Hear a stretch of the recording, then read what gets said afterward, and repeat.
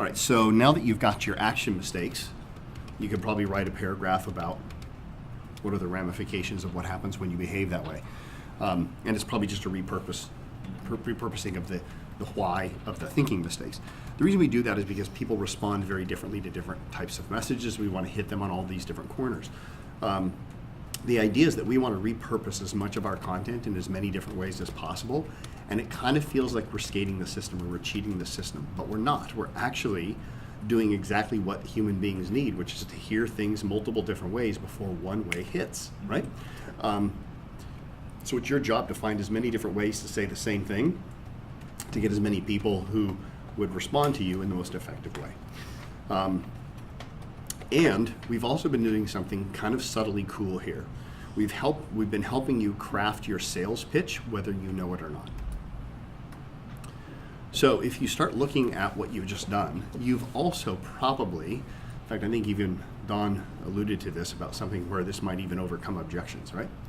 Because when you think about it, these reasons for why people are being stupid or why they're behaving stupidly, these are probably the same objections that you get for why people can't do your business, right?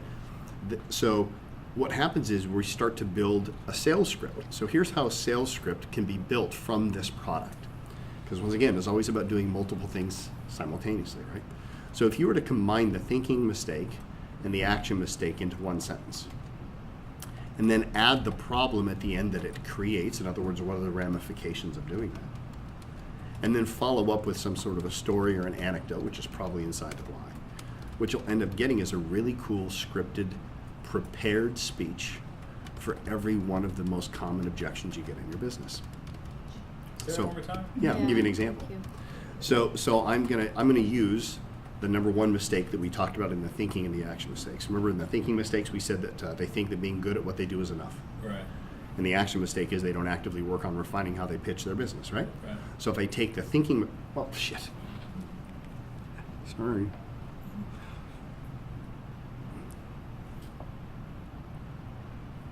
Here we go. So let me rewind here. Here's the three-step process. You're going to combine the thinking and the action mistake into one sentence. You're going to add the problem at the end, and you're going to follow up with an anecdote. Here's how it might look. So if I take my thinking mistake, my action mistake, and I put that into one sentence, it might sound like this. You know, a lot of people think that being good at what they do is just enough, so they don't actively work on refining how they pitch their business. Right? Now, if I add in the dominant problem, by the way, what is the dominant problem of that? Is they miss out on valuable opportunities, and so business continues to feel like a struggle and hard work, right?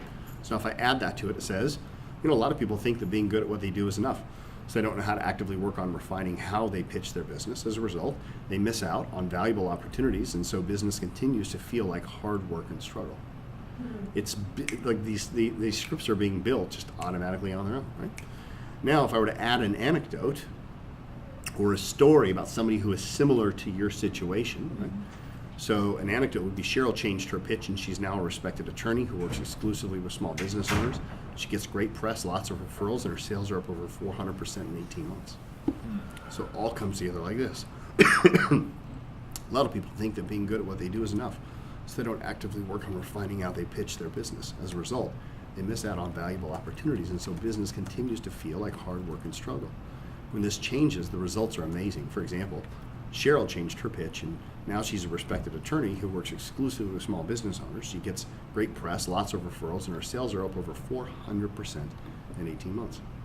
Get the idea? Yeah, that's cool. Yeah, It's it's cool. formulaic. Yeah, it's very formulaic. I like the way John says that. What's that? I like the way he says that. Yeah. Formula. That's formulaic. Can you go back to the formula? Sure. Thank you. Can we I get like those that. slides? This What's would that? actually work Can really we get well. those slides? Story. They're inside the, they're in the digital think book. Yeah, they're all there. Plenty more slides that I've skipped over, actually. By the way, there's also, I have videos on all of this stuff inside the portal, which explains it far better without all the coughing and hacking as well. So you really will enjoy it much more if you watch the videos, trust me.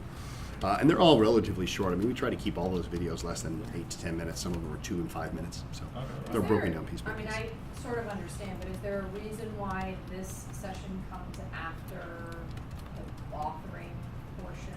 The what portion? The authoring? Authoring portion? Yes. It's a long question. You mean I want you to If you were going through the portal, as we'd encourage you to do, all of this would have been covered before you even did pitch. So it is there. But there's a reason why we do it in step 3. And the reason why we focus on productizing after step 2 is because if you have a lot of clarity but no credibility, you don't really have a lot of business to deal with anyway. So the idea is that clarity always comes before everything else, then credibility has to follow that up with, which is why we have you write a book. The other reason is that by writing the book, you're inherently creating one of your first product for prospects, so we're kind of giving you a little bit of a head start there, hopefully. And it's the biggest nut to crack. What's that? It's the biggest nut to crack. It is the biggest nut to crack, yeah. Like once, and also, frankly, if I would have shared all of this with you before you wrote the book, then you'd probably be sitting there going, oh, shit, what do I do now? I got to write the book. Now this, yeah. Right. And the reality is, all of the stuff that's going to end up on the cutting room floor for your book will end up as really cool gifts or products for prospects later. So the book is just really a way to agitate the brain and get all of this great thinking and thoughts out as much as possible. So now, hopefully, a lot of this stuff you can just go back and you can start stealing from things. You should be taking your book and separating little tiny pieces out of that into gifts and products for prospects, and you might sit there and think, but then won't they feel ripped off if they buy the book? No, they'll never will. And the reason why that is so powerful, they'll actually get more value out of it. And the reason for that is if you've ever experienced reading a book more than once, some people do that, inevitably people will tell you that they get more out of the book the second time they read it than the first time they read it. Why is that? It's not like the book fairy came down and put better ideas in it the second time you read it. And the reason for that is because you have a certain intellectual capacity that allows you to read that content and get what you need to get. But as a result of getting what you need to get the first time you read it through, it expands your intellectual capacity. So when you go back and read it a second time, you can now actually read stuff that you would just missed over because you didn't have the intellectual capacity to hold on to that. So in many respects, if you break down your book into small little pieces of products for prospects and gifts, it'll expand their intellectual thinking. And then when they finally get to your book, they'll actually be able to get more value out of that book. They'll feel smarter. They'll feel smarter, yeah. Very important. And the reality is we probably implement less than, 1% of everything we ever read in a book anyway. Yeah, I've heard some figure like that. I know, I'm lucky if I get one good idea out of a book and use it. Yeah. You know, and there's all the, and I know I'm going to change my life by implementing all these different things, but then I get on to the next book and I forget about those things. But I got one gem out of it, so we just need to hear it repeated more than once. Yeah. John Maxwell was a really great author. I mean, he still is a really great author. He is. You gotta write some parables. Hundreds of books or something now. I don't know, but when I knew of him, he had 40 books. Some were 20 pages. Sure. But they were little tiny. You buy them at the coffee shop. Yeah. So, He wrote, what was the famous book that he wrote? It wasn't Good to Great, but it was. no, it's he's leadership expert is what he did. That's It's what all it was, yeah. leadership. Yeah. Was it the 5 Habits? Who's that? The Stephen Covey? Kevin, Okay. Covey. Maxwell is he's actually a minister. of a I know I've read gigantic church I've read in one of his Atlanta. books. I know I've read one of his books. And he was Yeah. big in Keller Williams. Didn't he write What Got You There Won't Get You There or something like that as well? Won't get you right. What got you here won't get you there. Yeah. Did he write that? Habits, real estate. Leading from within, authentic leadership. What's his I don't name? know. He's John Maxwell. Yeah, I've read a lot of that. I have one of the leadership books that I read.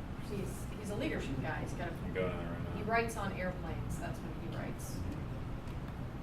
And his wife reads articles, or his team reads articles and highlights what he needs to know. He'll review that. He'll write about it. He's got a system down. Developing the Leader Within, There you 15 go. Viewable Laws of Growth, There you go. Today Matters, 360-Degree Leader. Yeah, he's written just tons of books. How Successful People Think. It's not the ones I was thinking of, though. He's a very friendly, nice guy. Oh, you met him? Somebody you want to sit down He looks very nice. He's with. friendly. He is very nice. How is that even? He looks very nice. He just looks friendly. Look at Charles He looks Manson. like Does he someone look nice? No, he doesn't. You just look at him and you know you don't want to hang out with him. It was based on our lunchtime stereotypical talk. Oh my God, did you hear the latest thing that Trump said? About What, the the shithole countries thing? in Norway? Oh, jeez. He Oh. has bring that up has to them. minimal God. ability to like The latest thing Trump said? Cut his thumbs off. Just cut him He's off. he's his own worst enemy.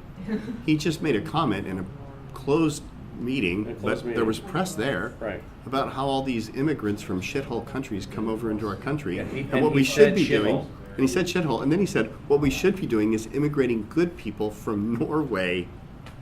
Oh, and wait, and then he Yeah. tweeted again about it, trying to say that something about the terrible words aren't as bad as what they actually talked about in the DACA meeting today, or something like that. Like So there was a follow-up weird. tweet to it that was just He like, just keeps equally biting off his bizarre. own face. I mean, there's like no filter. Yeah. I mean, zero filter, man. Yeah. I mean, Shithole countries. yeah, and he was talking about he was talking about Haiti Yeah, he was talking about Haiti. and one out something out of the Alpha. It was at one of the. They were locations all out of basically Alpha- black Yeah. countries. Yeah, and then he said what we should be doing is immigrating good people from Norway. Yeah, listen, and even if you think it as a world leader, you know, It's kind of a stupid thing to say. yeah, Yeah. his All own right. party's hammering him for that too. I mean, they're all. It's a joke. All right. So, So- not to distract you onto another speaker, but I was just Yes. thinking he was a master of taking content and turning it into Repurposing. another book and another book. Like, I mean, I must have read the same book a million times, but he just spinned the same content Yeah. towards a different audience. Yeah. Like Leading from Within was all about his irrefutable laws of leadership, but Yeah. for someone in a team. I mean, Yeah. It was the same, it was all. And by the way, you probably loved it. It I probably did. reminded you of stuff that you'd forgotten. It's like somebody Yeah. that you want to sit down with and have Yeah. coffee with all the Yeah. time. Yeah, so somebody give me some audiobooks that I Yeah. listen to, when I'm in action stuff for it. Yes. If I don't want to go into this video. Yeah.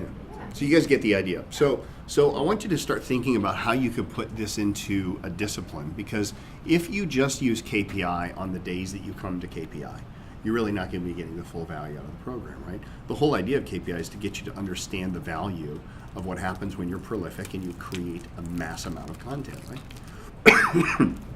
So if you could, as a habit, for example, start creating a half day a month where all you do is product creation. You don't do anything else. You shut the doors in your office. You tell everybody, this is the day that I'm going to put down my best thinking. What's going on in my mind right now? Start with a half day. Ideally, you should probably be doing this one day a week, right? But if you just start small, a half day a month. Excuse me. I recommend infusing it into your culture and doing it every day, but Yeah, I do too. I mean, this is. you gotta start somewhere. The thing is, this is our phrase we say, until you're a key person of influence in your industry, your full-time job should be becoming a key person of influence in your industry. That's where you should be focusing your attention and your awareness, right? So we want you to start developing and creating. We don't want you to just sit down, close the laptop, and then walk away for 2 weeks and come back at Momentum and go, oh yeah, there's that report I created. What are you going to do with it? You got to take it home and you actually got to put it into a document, get it up online, get it into a blog. And best way, by the way, to get this stuff is to get them into blogs now. Just start getting this stuff out, put it into a blog. It's there, it's on the web, it's working, people are reading it. And then you can go back and turn it into a slide presentation. Then you can go back and turn it into a video. Then you do that stuff later, but make a time every month to create product. And I think if you do it for a half day a month, you'll start to realize that this is pretty cool, it's fun, and you're going to get some benefit from it. And then you can go to a whole day, and then 1 day a week. And then it's part of every day's culture. It's like, what can I create today that I didn't have yesterday? Because the most innovative people, the most influential people are constantly putting out great content. Look at somebody like what's that guy, the 4-hour work week guy? Tim Ferriss. Tim Tim Ferriss, Ferriss, is right? exactly what I was thinking. I was thinking 4 hours a week. Yeah. That was, he Tim- talks about the Tim- 4-hour work week, but you can do it in 4 hours a week, because this is what you need to take. Just take 4 hours. It's only 10% of your work week. Yeah. That man's constantly coming out with new content. Yeah, he Just- works like 40 hours a week now. Oh yeah, yeah. Yeah. I remember what was it? It wasn't Jay Abraham, or maybe it was. Said he goes, yeah, 4-hour work week. It's a great title. Wish I would have thought James of it. Altucher? Huh? I think it was James Altucher. No. I Jay can't remember. Abraham, I But probably would have. but he said though when he goes, the book I want to write is all of my rich friends work their asses off all the time. He goes, but I don't think people would buy that book. He goes, it's a great title. He goes, it's absolute bullshit, but it's a great title. You're right. Yeah. He never works 4 hours himself. He's just constantly going. But it's a brilliant brand, actually, is what it is.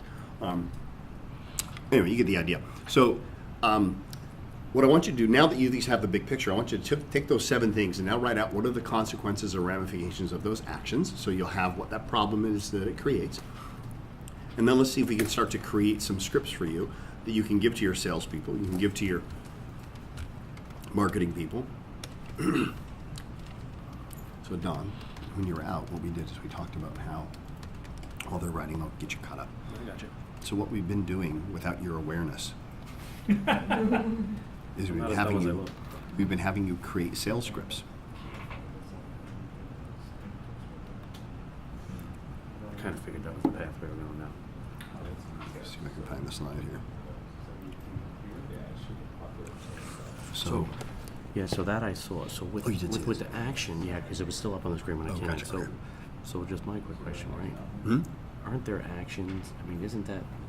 I guess I wrap my consequences around the action when I wrote the actions. Okay. Like their action was also, here's what happened because of it. So I kind of put the cart before the horse on That's that one. fine. I That's think fine. it was part of my mental, how I was working through it. That's okay. That's okay. Yeah.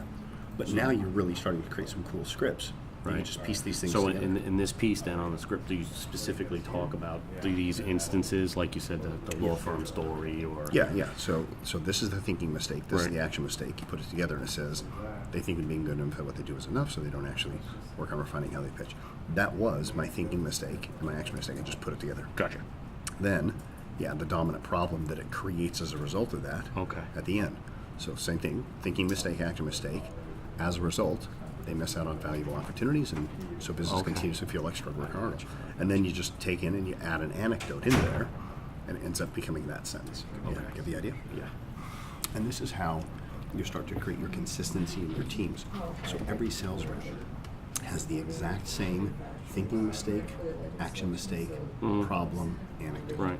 See, my big, and it's been my struggle outside of the manual because that's my comfort zone, right?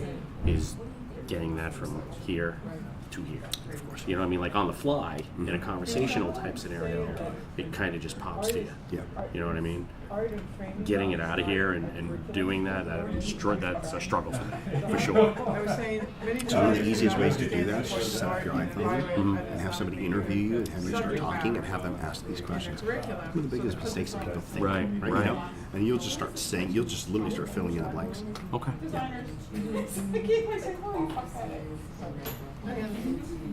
So what is Like, how do I 7 say? mistakes or 7 Yeah, dogs? 7 mistakes because they don't, That they're they do. they wait until the last minute because they wait because they're uncertain about it, they don't know how to do it. And I don't quite understand what they're telling them they're idiots.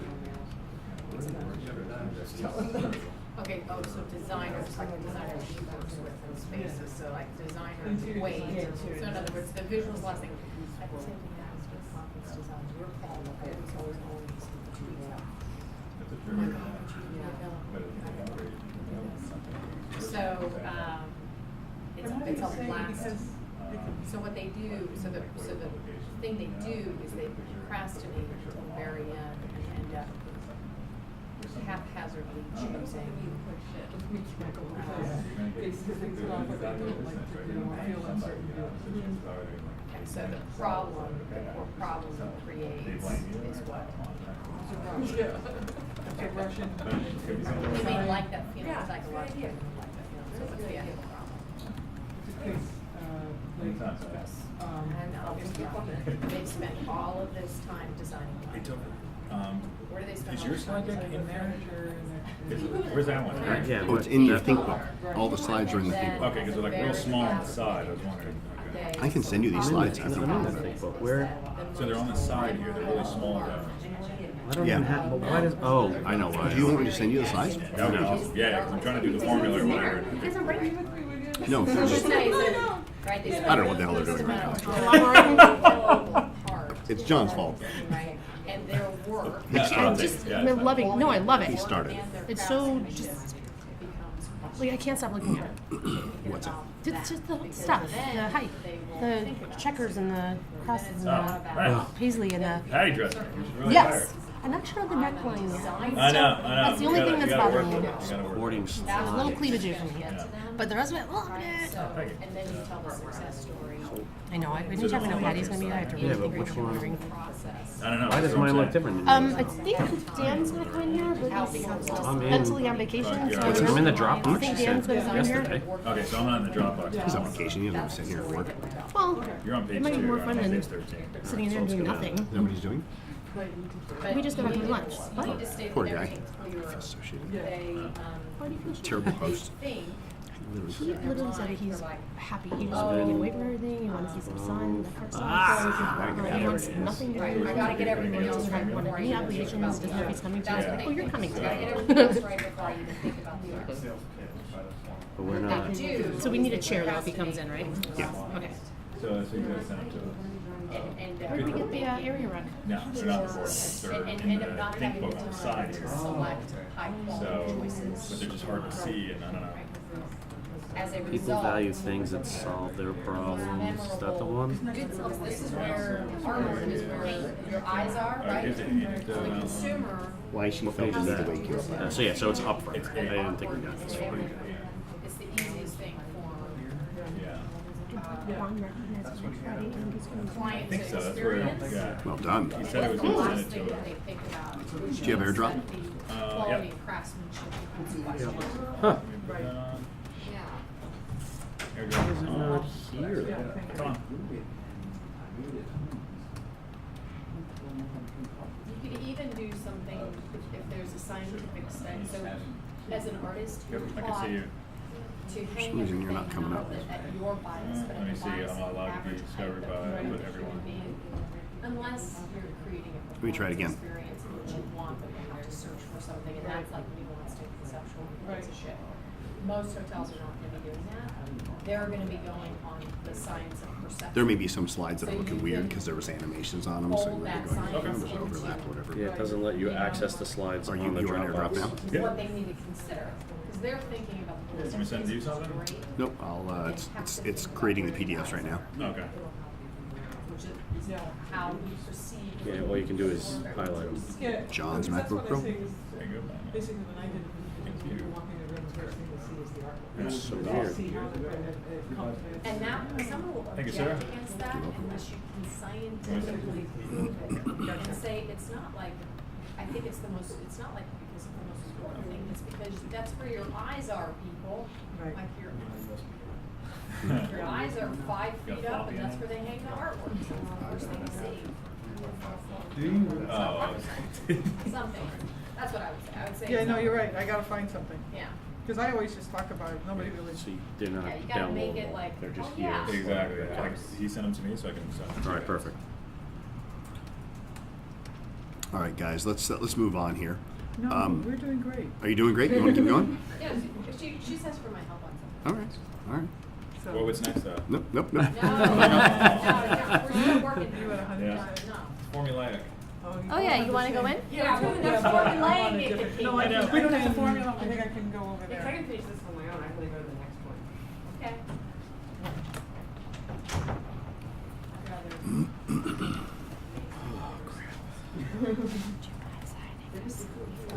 Jeez, guys, this is 100 megabytes. I can't email this to you. I'll put it on. Damn. I'll Redesign? throw it on. Put it on Google Drive. All right, yep. Thank you. You're welcome.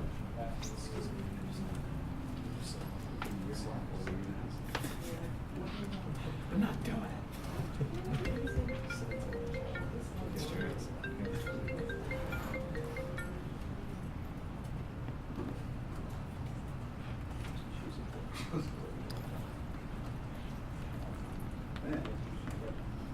So when you combine thinking and the actions in one step, and then you've got the as a result, you're adding the problem in there. Yeah. But it seemed like in your anecdote in the story, you had was that the solution? The anecdote usually is how somebody used to do that. Now they don't, and now it's Okay. fixed. Yeah. Okay, and that's what I thought, but you didn't actually do that process before. You just are doing it in the anecdote. Correct. Yes. Okay. Yeah. Just We did wanted not to talk clarify. about anecdotes. Yeah. Anecdotes usually. Actually, I think I have a slide for that in here as well. A good anecdote has. Let's see if I can find it here.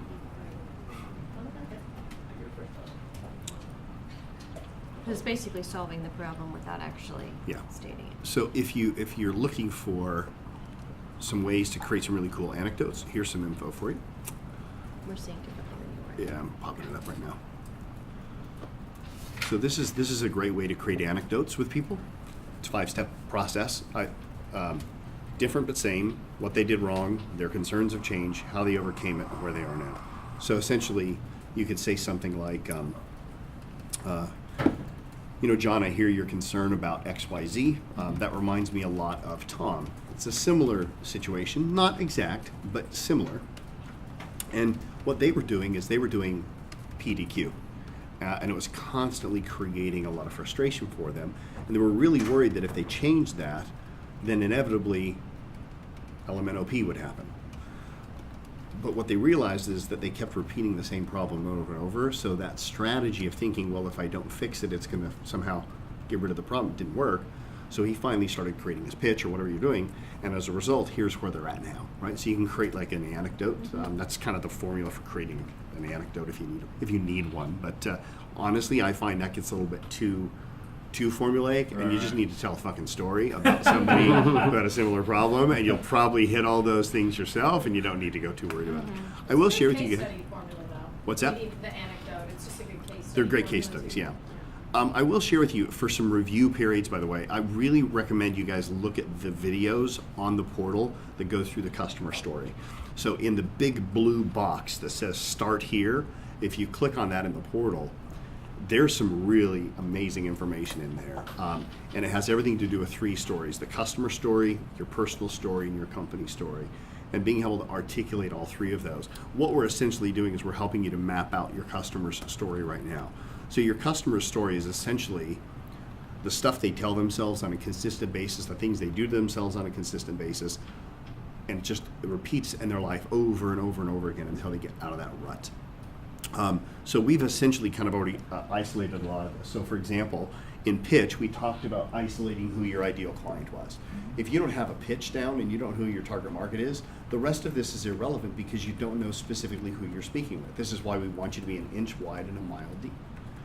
The problems that men face with clothing is completely different than probably the problems women face with clothing in terms of their motivation, their reasons, right? So when you try to work with both, it's very hard to create all these products because you're trying to appeal to everybody.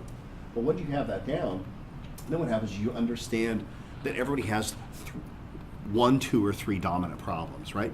I think Corey talked about this during pitch day, right? That, if he's going to get on TV and sell a vacuum, he's not going to sell all 57 features. He's going to find 1 or 2 or 3 and drive them home over and over, right? So that was the cord. What's that? The cord, right? Yeah. You remember that? Yeah. See, good. So you want to make sure that you know what are your clients' top 3 problems. You've got to. By the way, this is why we did this in the pitch. So in your pitch, you say the problem that most people face is, and you've isolated what your top 3 problems are, right? Now what we've done is we've given you your what we call the 7 mistakes, right? The 7 silly thinking mistakes and action mistakes. Now we're getting on to the second half, which is the prize. So if you can, and here's the thing, when you get so specific where you know exactly who your customer is, you know exactly what their problems are, you can even reach through and talk about all these mistakes that they make to where, by the way, if you do this right, you do this with your clients, your prospects, they're gonna have some sort of comment like, do you have cameras installed in our office? How long have you been spying on us? They'll say things like this. This is how you know you nail it right away with them. Because they go, how did you know that? And the interesting thing about that is as soon as they feel like you've been spying in their office, they immediately have more trust and credibility with you because clearly you know what you're talking about. If you haven't had to ask them what their problems are, but you automatically know, it's pretty powerful, right? But now we get over to the prize. The prize is we have these top 3 problems. How do you solve that? So we talked about your solutions for those problems.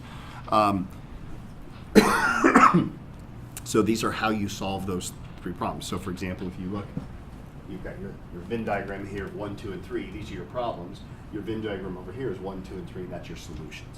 Yep.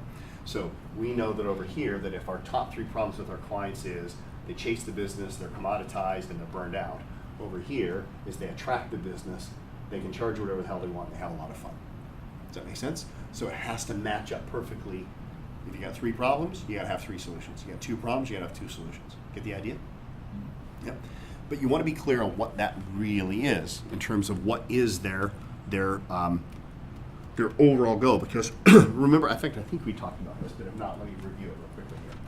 So remember how we talked, and I used KPI as an example. And I said that if somebody has all three of these challenges, where they have to compete on price, they have to chase the business, and they're burnt out. If they have all three of those, they have an overlapping, deep-seated pain, right? And do you remember what that deep-seated pain was for a business owner who is having to negotiate on price, chase the business, and is burnt out? What is their deep-seated pain? Do you remember? It's okay. So their deep-seated pain is, what if I don't matter? In other words, what if, despite all my connections, all my talent, all my skills, all my resources, what if at the end of the day, I don't fucking make a difference on the planet? And I don't know of an entrepreneur alive who's successful that doesn't want to make an impact on the planet, right? That's why we're entrepreneurs, because we want to go, we want to make an impact. And it's terrifying for us as entrepreneurs if we sit there and think that we don't really matter. Does that make sense? That's our deep-seated pain. We don't ever have to address this verbally in any of our sales materials. We don't ever have to address it in our sales conversation.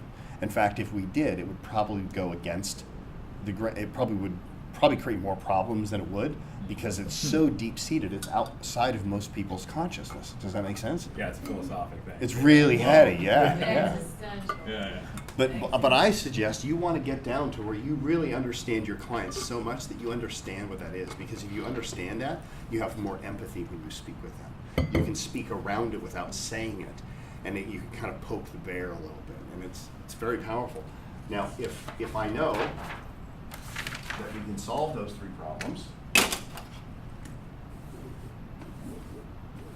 and they can make a lot of money, they can charge whatever they want, they become a magnet. So they don't have to chase the business comes to them, and they have fun, right? So show me a business owner who makes a ton of money, everybody wants to work with them, and they love their life and they love their job. They have an overlapping thing here as well. Does that make sense? Mm-hmm. And it's the exact opposite of what that deep-seated pain is. They're confident. What's that? They're confident. It's different for everything. For us, this deep-seated, if somebody, by the way, makes a lot of money, they're a magnet, everybody wants to work with them, and they have a lot of fun, you know what we call that person? A key person of influence. We named the product the exact prize. We just went right toward the heart of it, right? Companies do this all the time. So let me show you some examples. There we go. Okay. So, quick slide here. You guys have heard this whole drill bit, and what do you buy? Do you buy the drill bit or you buy the hole, right? I think, or have you ever heard that?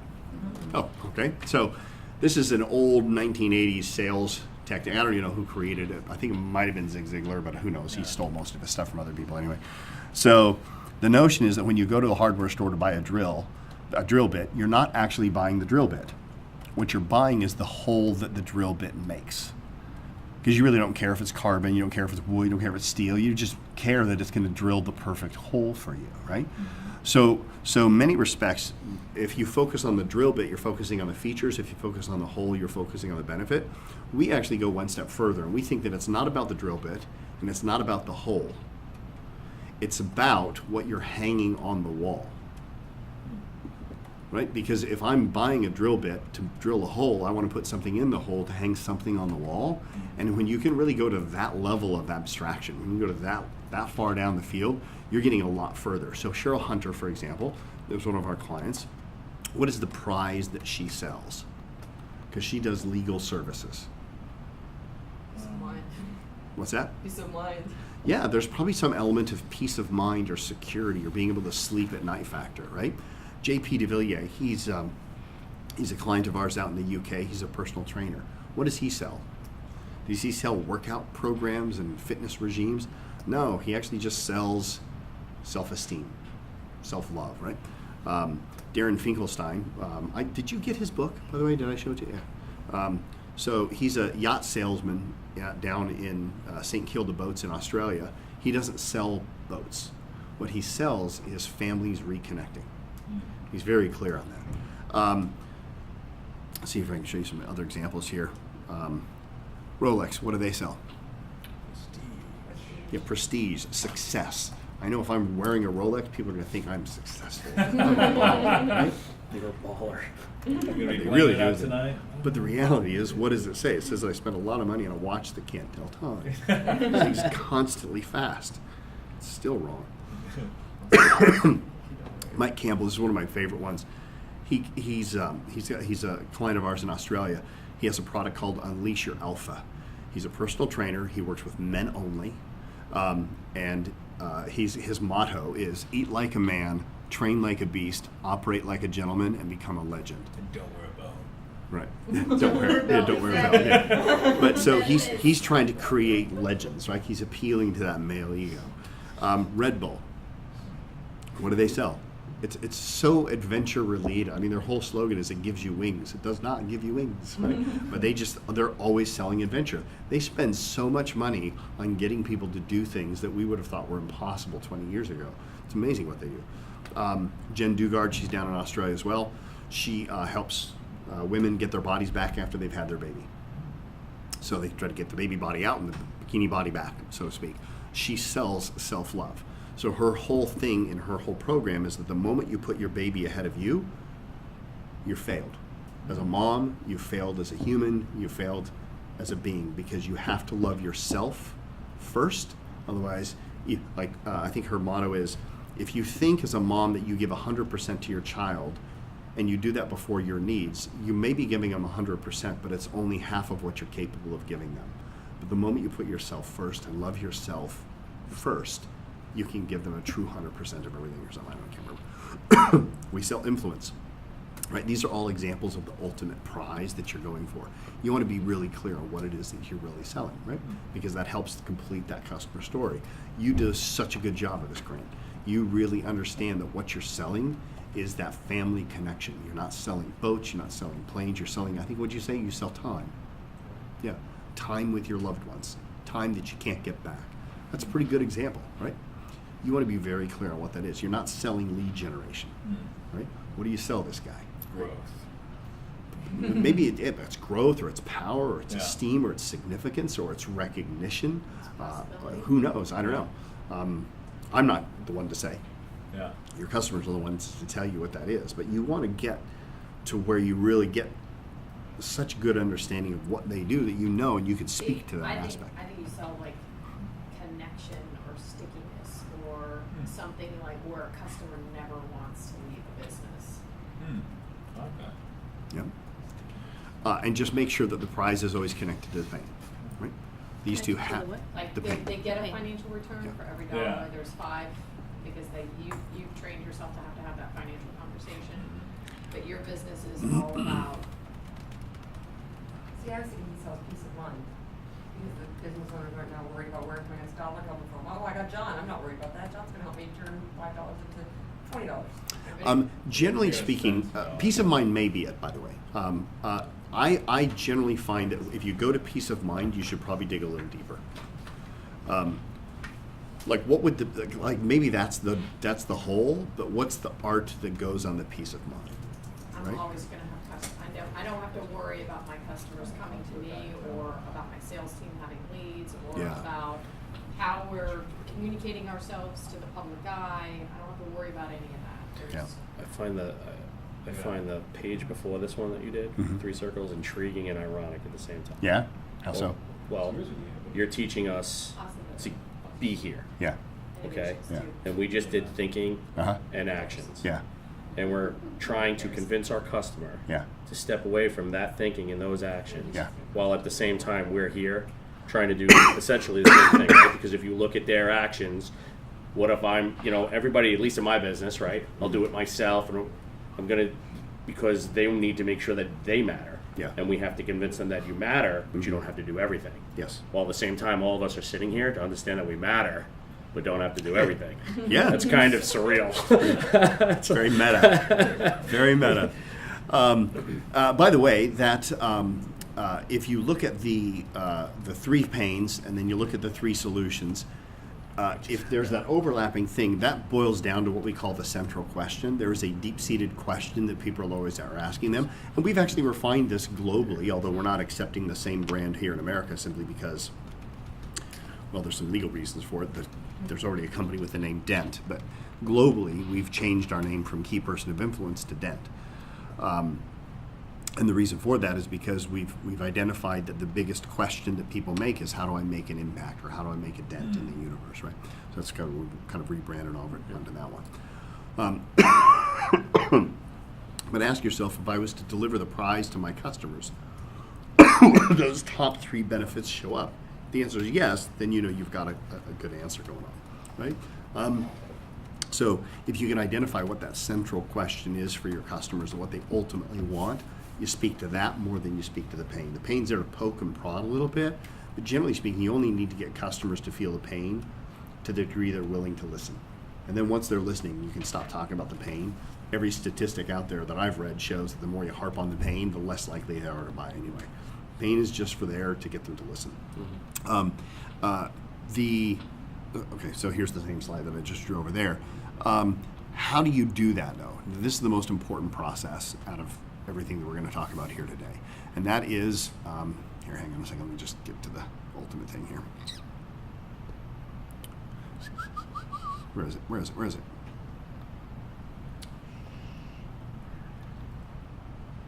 Here we go. And that's ultimately your process. So we've talked about this, we've alluded to this, but this is where it's really starting to come to a head, which is your product methodology, your deliverable, like how it is that you take them from these 3 problems over to here and you answer that central question, that how do I become a person of influence, how do I enjoy time with my family, how do I make the best impression on my customers, how do I make a memorable effect, how do I stand out from all of the other designers, whatever that would be. It all boils down to this thing here, your 5-step methodology, or 3-step methodology, or 7-step methodology. Have you guys developed that yet? We've talked about it, we've alluded to that, but we haven't gone into it. Have you developed it yet? That's okay, today's the time to do it. We've just asked you to be thinking about it. Here's where we're gonna start to create it. And what's great is, by the way, you probably haven't finished your book, so you can throw this into your book as well. So, I think I've demonstrated this with you guys, but maybe not. Remember we talked about that in a service-driven business, people inherently feel they have the right to negotiate on price. But in a product-driven business, they don't feel the need to negotiate on price. There's a couple of exceptions like cars, but for the most part, you go to Target, you fill up your what do they call those things? Your buggy, whatever it is. And they go, that'll be $240. You don't sit there and go, what if I paid you cash? Would you give it to me for $200? You never. People do that, but Not normal functioning people, but yeah, no, I mean most. people do. It's, yeah. It's shocking how many people. It's not that many people. Most people realize that if there's a price tag on a product, they're going to pay the product, right? Put it this way, we don't want to work with those people anyway, so we're going to work with people that understand that there's a price. But the problem is you guys deliver services, and so they'll feel entitled to negotiate those prices.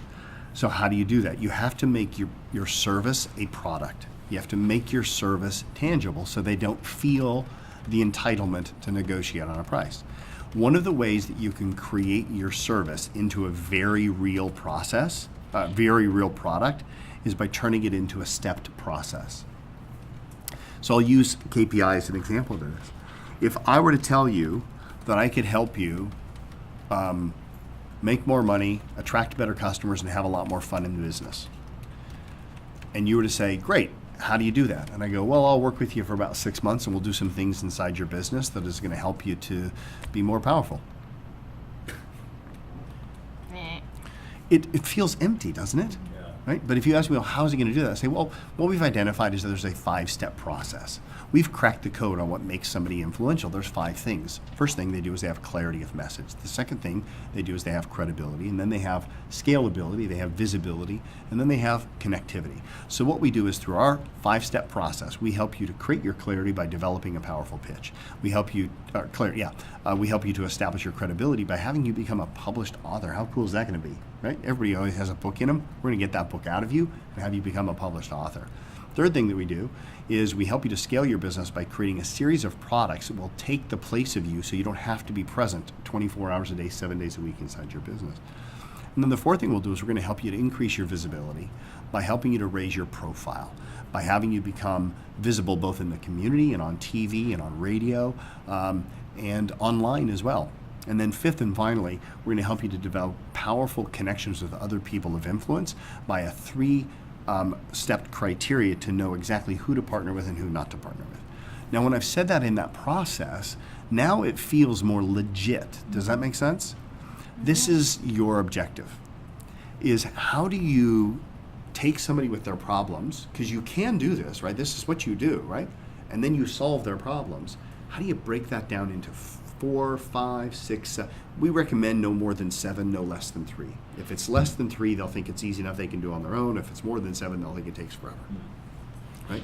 So regardless of how many actual steps you have, try to split it into about 3 to 5, 7 steps. 5 is a good number, right? So with every principle, there's a process. Let's talk about this here. I thought I'd talked about this, but maybe not. So principles are usually high-level thinking. They are big ideas, and they're the what, all right? They're very conceptual elements, but there's not a lot of tangibility in there. You're going to give these principles away all the time, okay? Don't have, so this maybe answers Charles' question yesterday about what do I give away, what do I not give away? Give away your principles all damn day, okay? If you're looking for an archetype, think of Yoda. Yoda lived in the land of principles, okay? And they are the DNA of your business. They never change. The KPI product will always have 5 principles. They'll never change, right? It's always going to be clarity, credibility, scalability, visibility, and connectivity. That's never going to change. The process on how we deliver that might, though. Does that make sense? Mm-hmm. So the DNA never changes. Process might. So process, these are step-by-step actions, right? This is how you, this is the how, right? How you're actually doing things. It's tactical, specific steps, and you sell the process. Archetype here would be Bob Builder. You're gonna roll up your sleeves and you're gonna get to work, right? And it will always change and evolve. So currently, right now, our process entails a mastermind environment with no more than 20 individuals at a time sitting around a table, right? That's our process. And we help you to develop your pitch, and we help you to there may be a day where books no longer create credibility. We will have to tool and modify our program such that it maybe doesn't even focus on getting published anymore, because everybody's publishing things. It's no big deal. It doesn't provide the credibility that it used to. We have to come up with a new strategy on how we actually deliver that. Does that make sense? Mm-hmm. Yeah.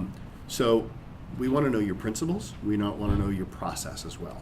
There is a step. You have a 7-step miracle method, right? That's what I'm talking about here, right?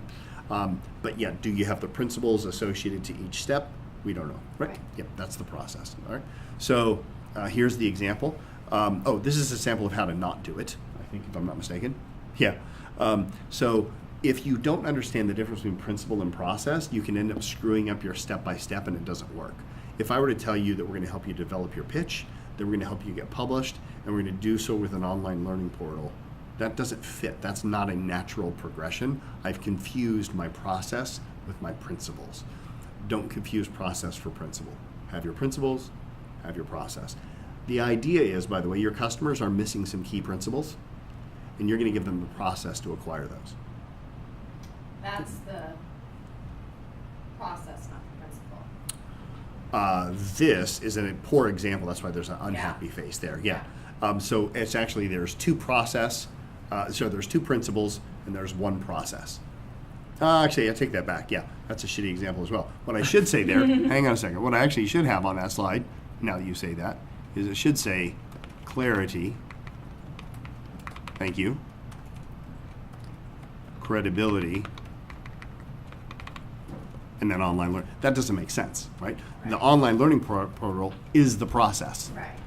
The Not principle, the yeah. So you don't want to mix those things It's up. productization. Yep. You got the idea. All right, so this is the slide that we're looking at here. We want you to identify how you take somebody from their deep pain over to their ultimate prize. And what is the methodology? By the way, everything overall is a methodology. Whether your principles or processes, we don't care, but it's a methodology. It's the best phrase to use there.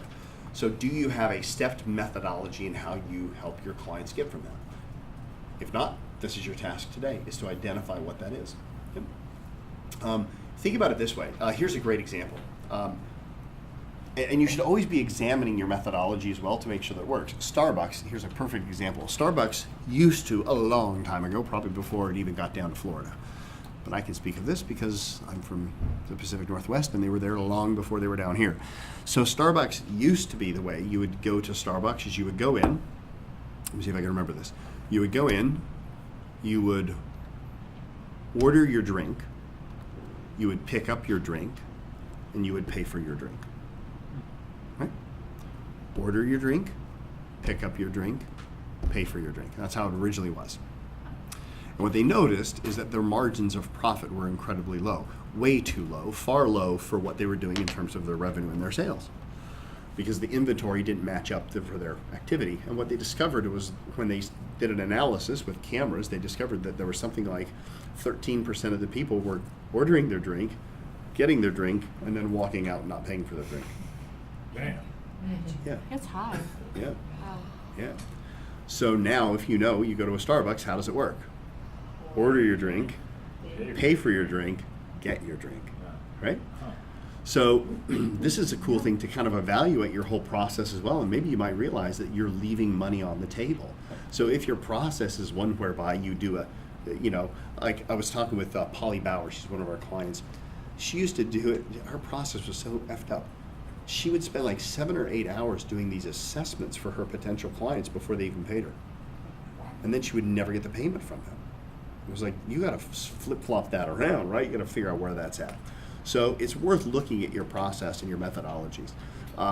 I challenge you now to come up with a step-by-step method. And the best way to do it is just kind of walk through the process. What happens when somebody goes through, well, like when I cut the check and I sign up for your Source One solutions, once I've cut the check, metaphorically, by the way, you might do invoicing or something like that. But once the contract is signed or the agreement is made, what's the first thing that happens?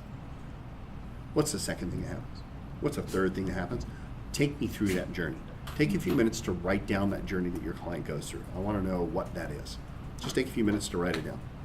This is after they have said, yes, let's do business. This is the process.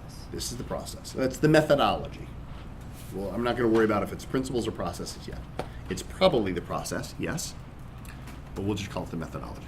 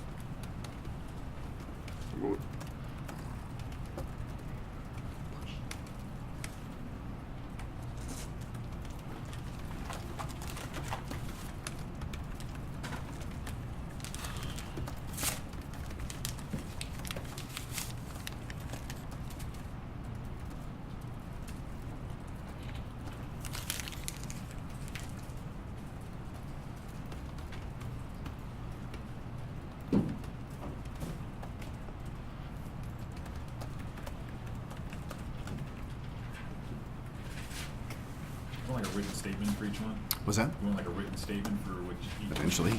Oh. Go for it. Get ahead of the game.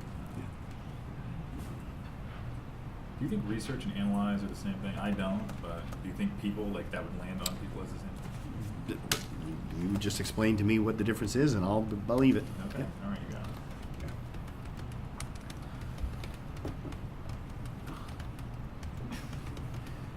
I'm having a brain fart, sorry.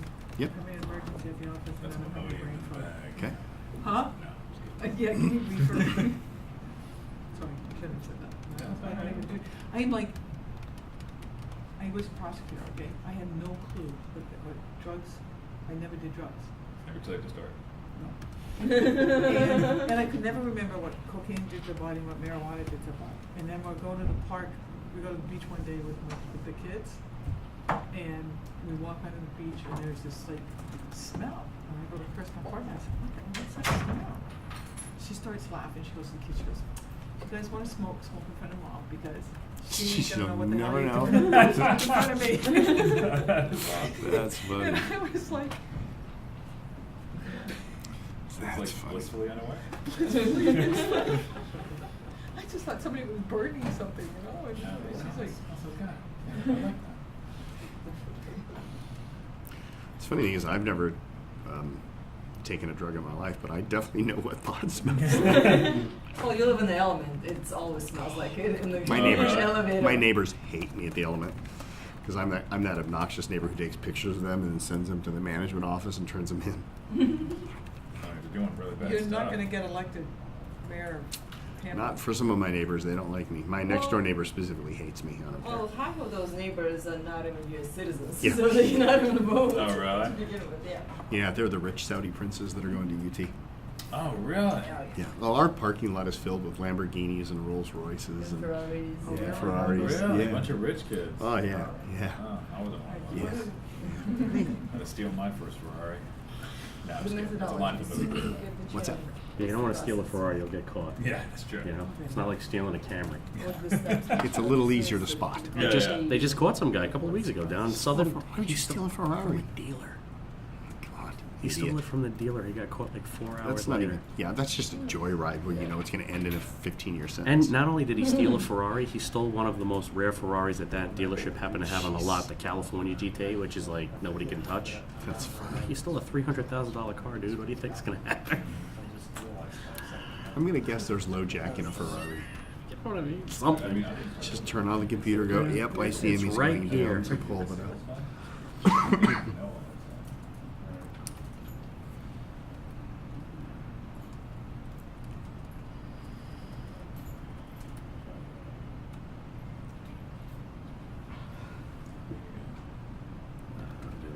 This is complete total bullshit.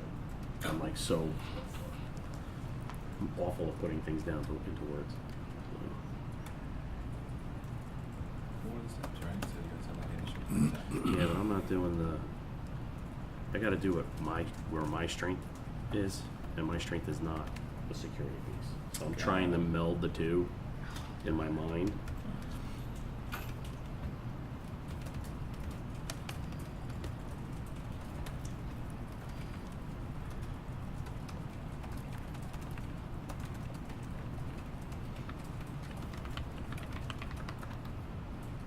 And that's what we were talking about before because I don't know if I really need it. It really needs to be. Really needs to be 3 of Did she these. push you? Very Yeah. It's really more than 3 because Maybe more than intentional. It's like 5. Maybe. I know Aaron, but She did. I mean, she's been like nosing me and doing stuff, but I mean, this was like, looking for Oh, yeah. strategies in the market. Right. Where's the lowest competition? Right. See that as security.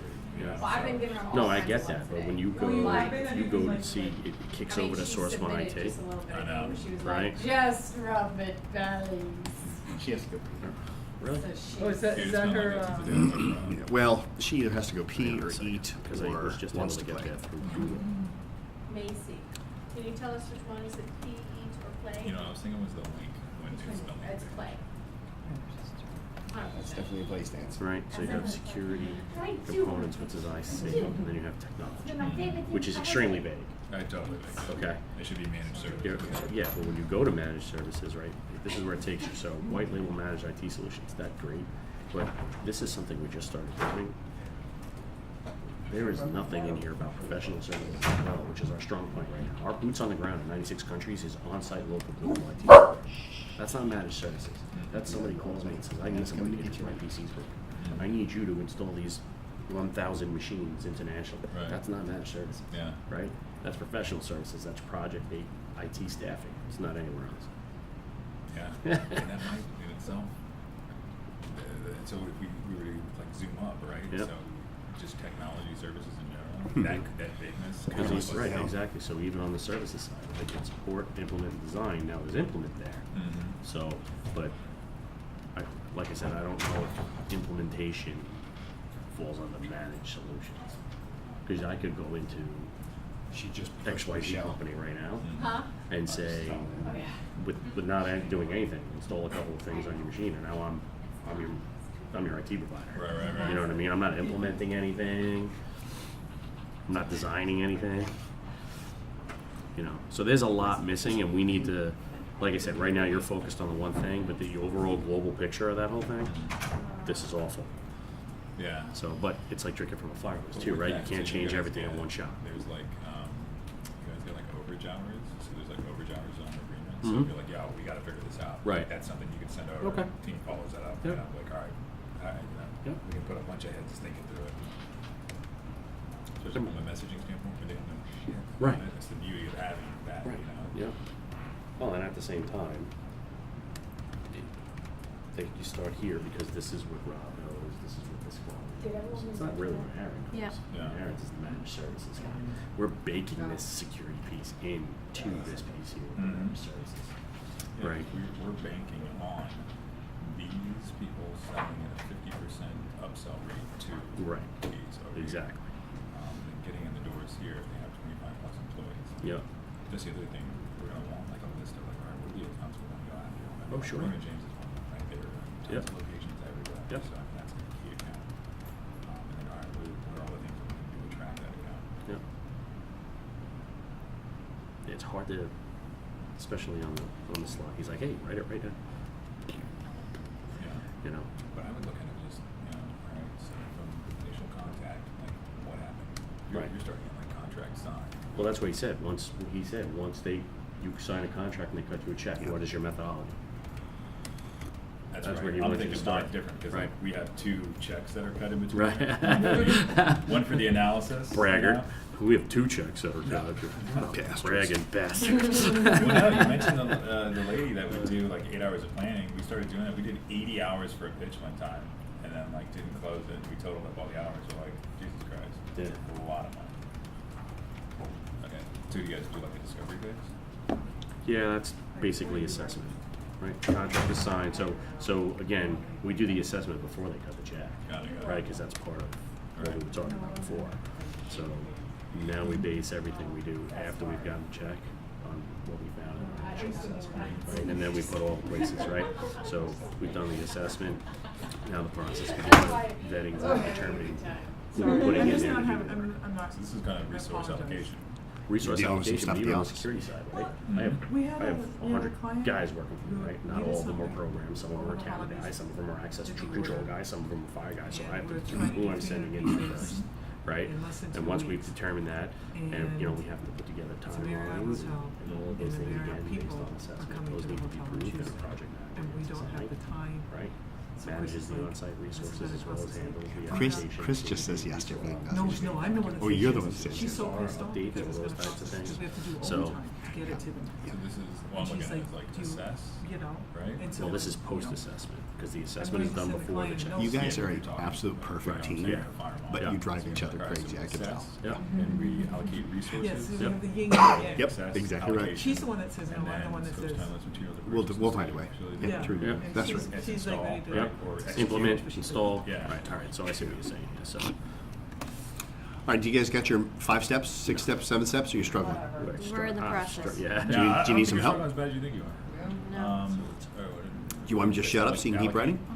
All right. I'm okay with that too. I might need some. I have some samples that I'll show you guys here in a So second. it's assess, access, I don't implement and see execute, Yeah. or execute and Yeah, I'm implement. stuck. Okay, let's go ahead and just walk away Yeah, from it that's for a right, second. now we're talking about- Let me give you guys some examples. This is so this is actually from the book.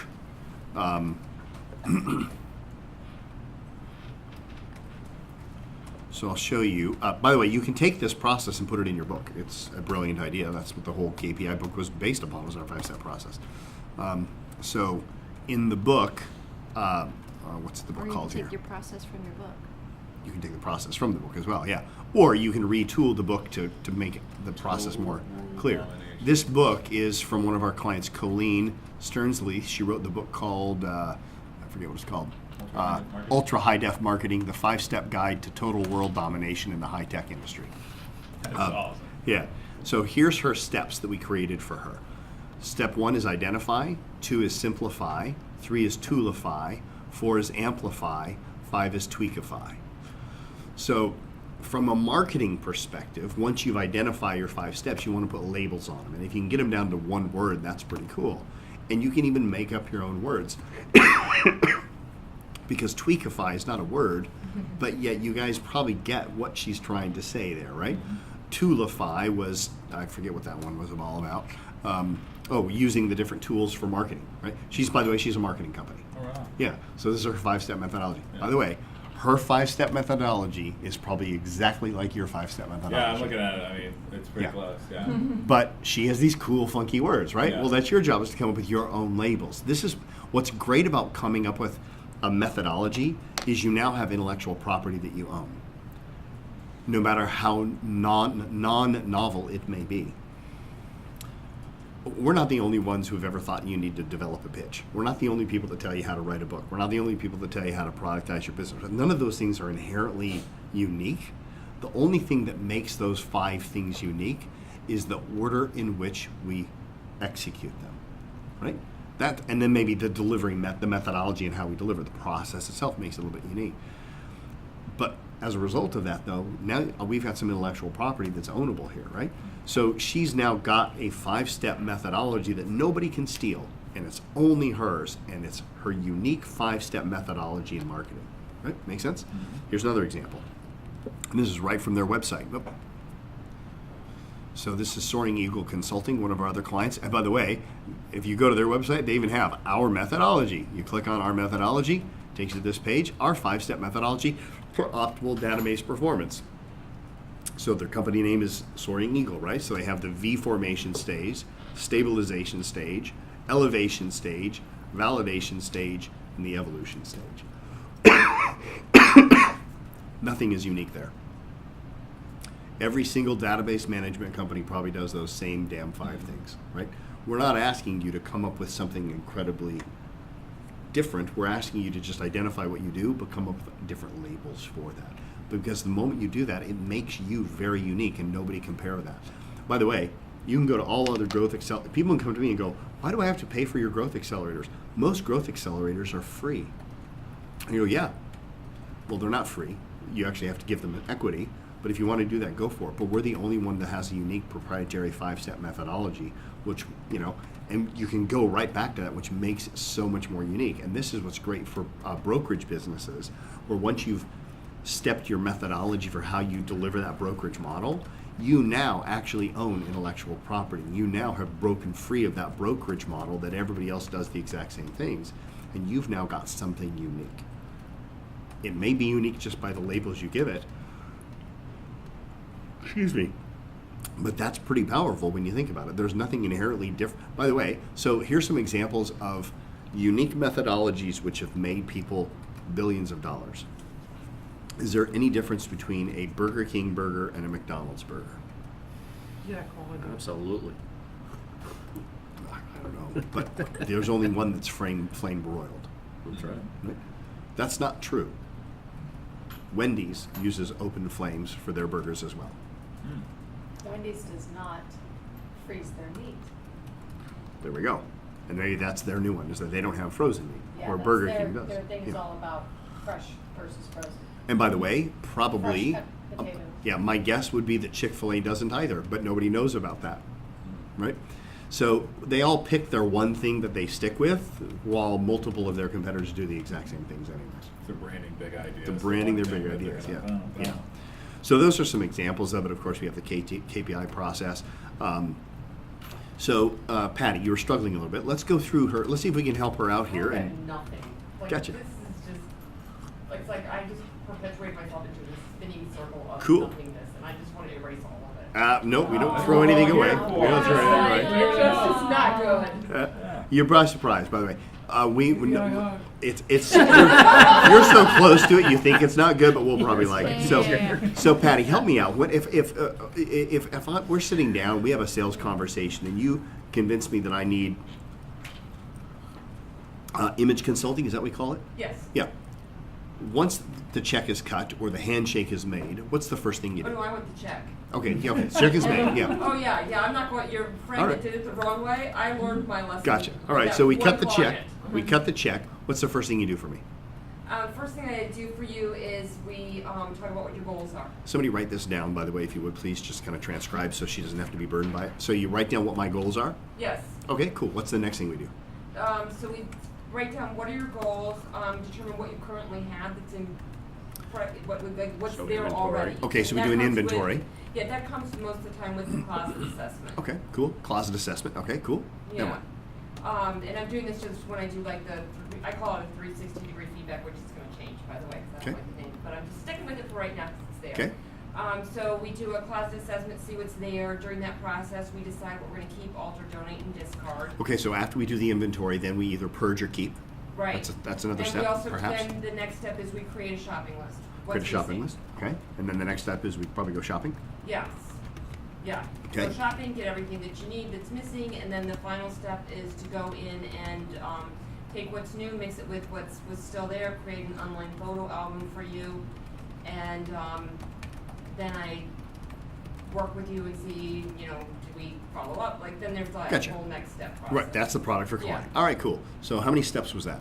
1, 2, 3, 4, 5, 6. 6. You have a 6-step methodology for making a man look like $1 million. Mhm. Step 1 is you identify where they want to go. Mhm. Step 2, you identify where they're at with their clothes right now. Step 3, you throw out all the crap that doesn't benefit what their goals are. Step 4, you compile a shopping list. And actually, by the way, you might want to just combine create shopping list and go shopping to 1, Yeah. just to get it down to 5 because it's a better number. I think so. Right. Yeah, it's better than Yep. 6. Integrate. And then number 6 is you create a paint by numbers photo album, so I know exactly what I need to be mixing together. Yeah. Yeah. Yeah, and you There- guys, you want everything super detailed. Yeah, there's your You want me to 6-step tell you methodology. What socks to put with it, which pocket square goes with it, like that Mhm. level of detail is pretty deep. Yeah. Yeah. Cool. Yeah. That's your 6-step methodology. Yeah. Okay. Yeah, or 5-step, however you want to combine them together. Yeah. I have it written down Shopping. here. It's just like And then the integrate No, photo. no, it's album. funny. It's good. I would do it like goals, assess, purge, shop, and then like mix and master. Or something. Yeah. Oh, I love that mix and master. That's Yeah. awesome. So Yeah. I would do something like that. Jeez, there's the marketing guy in the group. Okay. That's why we like to have a mastermind. Now, you don't have to always do it, but if you can find words, you kind of want to. If you can get it down to 1 word for every single step, that's pretty cool too. But now, so those are the steps. That's the process. But what is the principle behind step 1? So step 1 is to set goals, but what's the principle behind that? What do you guys think? It's a high-level, etheric Yoda type thing. Awareness. I would say awareness or vision. I would say maybe more vision because it's future related. Yep. Right. So vision or projection or something like that is the principle. When a man has vision, so the idea is this, by the way, if somebody has all of the principles already in place, they don't need you. Do you get the idea? Mm-hmm. So part of what you do is you give me vision. Now all of a sudden, just in an instant, I'll look to this side of this is very odd. Okay, here we have all the men except for Patty, and she's dressing the men over here. So look at the men over here. The moment I say, when you think about what she does and helping you wear the right outfits, get the image consulting, there's a value in your price tag on that. But the moment I say that she gives you vision, does that go up? Like that's more valuable to me than just knowing that I'm putting a pocket square with a sock. That's very Bob the Builder. It's very right. Yeah. I get it, right? But now that if I'm saying that I'm going to be a man of vision as a result of working with you, that's hitting a core for me that I otherwise wouldn't have got. It's like man of taste. Man of taste. And like that's the worst. I'm like, dude, you got no taste. Yeah. It's just like, oh, that hurts. You know? Yeah, I like that too. But maybe that's in a different one. But maybe Right. that's the end. Is we start with the vision. Oh, I see what you're saying. You get the idea? So Yeah. step one, vision. The most That's the interesting first one. principle you got to have is you got to have vision. How do we do that? We do that through goal setting. Step two is inventory. Maybe that's awareness. Luda, right? You're talking about awareness? Yeah. So if you're aware of what you've got, maybe you realize that you've got hidden gems that you didn't even realize you had. You've just never known how to combine them with the right outfits. Yep. So a perfect example, I got a pair of orange socks that I wear once a year. Halloween. No, it's for a Feeding Tampa Bay event because their colors are orange. Oh, okay. I forgot about you Yeah. MC that. Yeah. Yeah. So I wear those socks, but I don't have a use for those socks any other time. Like I literally pulled them out today. I go, should I wear them? They don't match this color. I'll tell you what else Right, to wear. yeah. Right. So that's awareness. You got to have awareness of what you have. That's done through an inventory assessment. Step 3, which was Step 3 was shopping. go shopping. All right, cool. Or keep them purge. Purge. Yeah. Yeah. So the principle there is maybe the principle there is decisiveness. Like I'm trying to hit core words that men like. Men like vision, awareness, decisiveness, Could say taste, sacrifice. power, sacrifice, right? That kind of stuff, right? Yeah, sacrifice might be a good word. I hate that word. Do you get the idea? I don't need to go through the whole process. Does anybody else have some struggles that we're struggling with this? That Grant, did you have? You said you wanted some samples. Do you got your process? And not in that fashion. All right, tell me what you've got. I really have like a 3-phase, which is a Okay. pre-submission, lender submission, and then closing with. Okay. So, but again, I'm struggling with who am I speaking with here? Actually. Yes. I keep going back to the retail customer versus the yacht broker. Correct. But I kind of retold it to this is how we would walk your clients through. I think that's beneficial. process. There's nothing wrong with that. You There's a lot really of are people servicing. problems. You're servicing somebody who. They need to trust me with their client. Not Yes. only that, but That's they need, where we're going. Yep. your client needs to know how to talk to the prospective buyer. So they need to know the terminology and the words. They don't need to know exactly what you do, but they need to feel comfortable and talk in such a professional manner that the end user feels comfortable going to them. Yeah, if I could explain the phases to the yacht broker, for example, and all they did was tell their client, Yeah. call Grant, he's got an easy 3-phase approach to get it. Correct. That would work. I think Then you should can do that. Explain it in more detail. Here's what I Tell me want about your 3-phase What I approach. want to challenge you to do is come up with a methodology for how you handle the brokers, the yacht dealers. Sorry, not brokers, right? Like if you could come up with a methodology which makes like when you sign on with our company, when you refer your customers to us, we don't just simply say thank you. We actually have a methodology which allows us to help you. I don't know, maybe there's something to be said for that. It would be worth looking into. I wouldn't have a clue with that. Yeah. On that whole note, like I've been questioning my client, who's my client, even though Yep. the client who pays me is not necessarily my client. I see it more as my vendors are Yes. my clients, Mhm. because if I don't get the product from them, I have nothing to sell down the road. Yep. And right now I'm struggling with getting my vendors because I need the credibility and I like with my book I actually switched to actually writing a book geared towards the vendors and saying here's why you as a small manufacturer outside the United States need someone Yes. like me Yes. to like get Bridge the gap. and try the market and see if the market actually works for you and what you need to do with your product and catalogs and all of that. So should I be concentrating more on the vendors, the manufacturers are my clients rather than the designers? Because I have sales agents, and basically once I create the package that sales agents can just take and go and start selling, the orders come in. Like at that point, all they need is just Can I tell you the difference is, I was talking to a friend of mine who's a purchaser, and he said that if you hire, because we're in this thing of hiring people, he says if you hire somebody who's got multiple lines, and they come in and they say, David, I've got a great lighting line, let me have him come in. He shuts it off. So what he said is that whoever you have as your sales rep, they need to know the ins and the outs of your business, that you have to spend the time educating them as to why your product is so much better than anybody else's. But if you just come in and they say, oh, I got a great lighting line, obviously said framing, he said, I'm not even gonna pay attention to them. I'm done.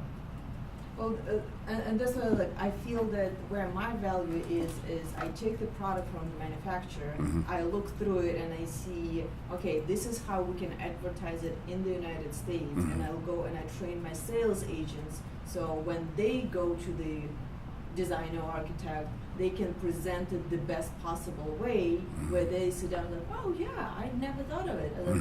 I stay away from fabrics because it's impossible to clean. I never thought they have acoustic comfort features, so if I put it in a huge boardroom, it actually makes it sound better and it doesn't echo. So, but unless I go and tell them that 4 times, they don't even think about it just from opening catalog and looking through the light pictures. So, going through this road, I'm struggling because I don't know much about designers, but I do know about how to create the product or how to help my manufacturers to adjust the product so it will be sellable in the United States, or it will have that edge or something interesting. And you'd refer to that person as the vendor. Yes. Yeah. I think you should create a methodology for how you work with your vendors. Because that what I do every day is that's what I keep repeating myself when I go to the fairs and I talk to the manufacturers. They say, oh, how do you do this? And I go, well, first we set the goals, we have a vision, and then we do this, and then we do presentations and sample. By the way, a lot of you might take advantage of your own process because you do it so often you don't even think it's that special. Right? Yep, you got to remember that. It's just so everyday for you. You go, this is no big deal, but people on the outside go, wow, nobody else is doing that for us. That's pretty cool. So would Luda sell hers to the designers, like saying this is what we do for the manufacturers? I'm not too sure. I've got to get clarity on that myself. Yeah. No, well, but to me, it sounds like the 5-step methodology or the 3-step methodology needs to be geared toward the manufacturers, the vendors who provide for you the product. So, because what happens is our vendors can basically drop us any time. I mean, yes, we have a contract and all of that, but at the end of the day, that's like, we don't want to work with you anymore. We're not going to sell you anything anymore. And we can take them to court, and it takes years and years. Right. But so for me, my biggest thing is I need the constant stream of vendors. I need new people coming in wanting to do that, and that's why we put 50% margin on top of their prices, because we need to cover the cost of bringing and advertising. So we're basically taking their brand, making everyone aware that this exists, raise their sales, and when the sales get to a certain point, they say, thank you very much, we don't want to work with you anymore, and we go on our own. Because now everyone knows what, and a lot of companies, I mean, you probably don't know, but Artimide is one of the big Italian manufacturer where you probably, if you see the picture, you'll see it everywhere in hotels and restaurants. So they start with a small importer. When they reach $1.5 million in sales, they say, we can do it on our own, we don't need you anymore because everyone knows who we are now, thanks to you. So, but that's why we have a high margin on top, because we need to make money. Constantly be refilling that, we're not charging them per se for growing their brand. Yeah. By reselling their product at a premium, that's where we take that our. Okay, so there's a couple things to think about with that one. Number one is it's good that you put that much margin into it to account for the fact that you've got to go back and get new business out there.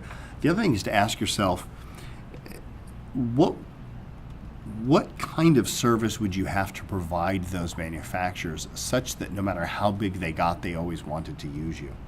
And is there something that you could bring into the business model itself, which is not being done right now, which if you did that for them, A, nobody else is doing that, and B, they'd be so grateful for that that even no matter how big they got within reason, they'd still stick with you. Something to think about, right? And this is where, once again, step out and ask yourself, if I were to solve that, assuming that I'm not the best person to do that, maybe I have to bring in other people to do that, but is there something missing that these people want that if I could get that for them, they'd stay with me forever?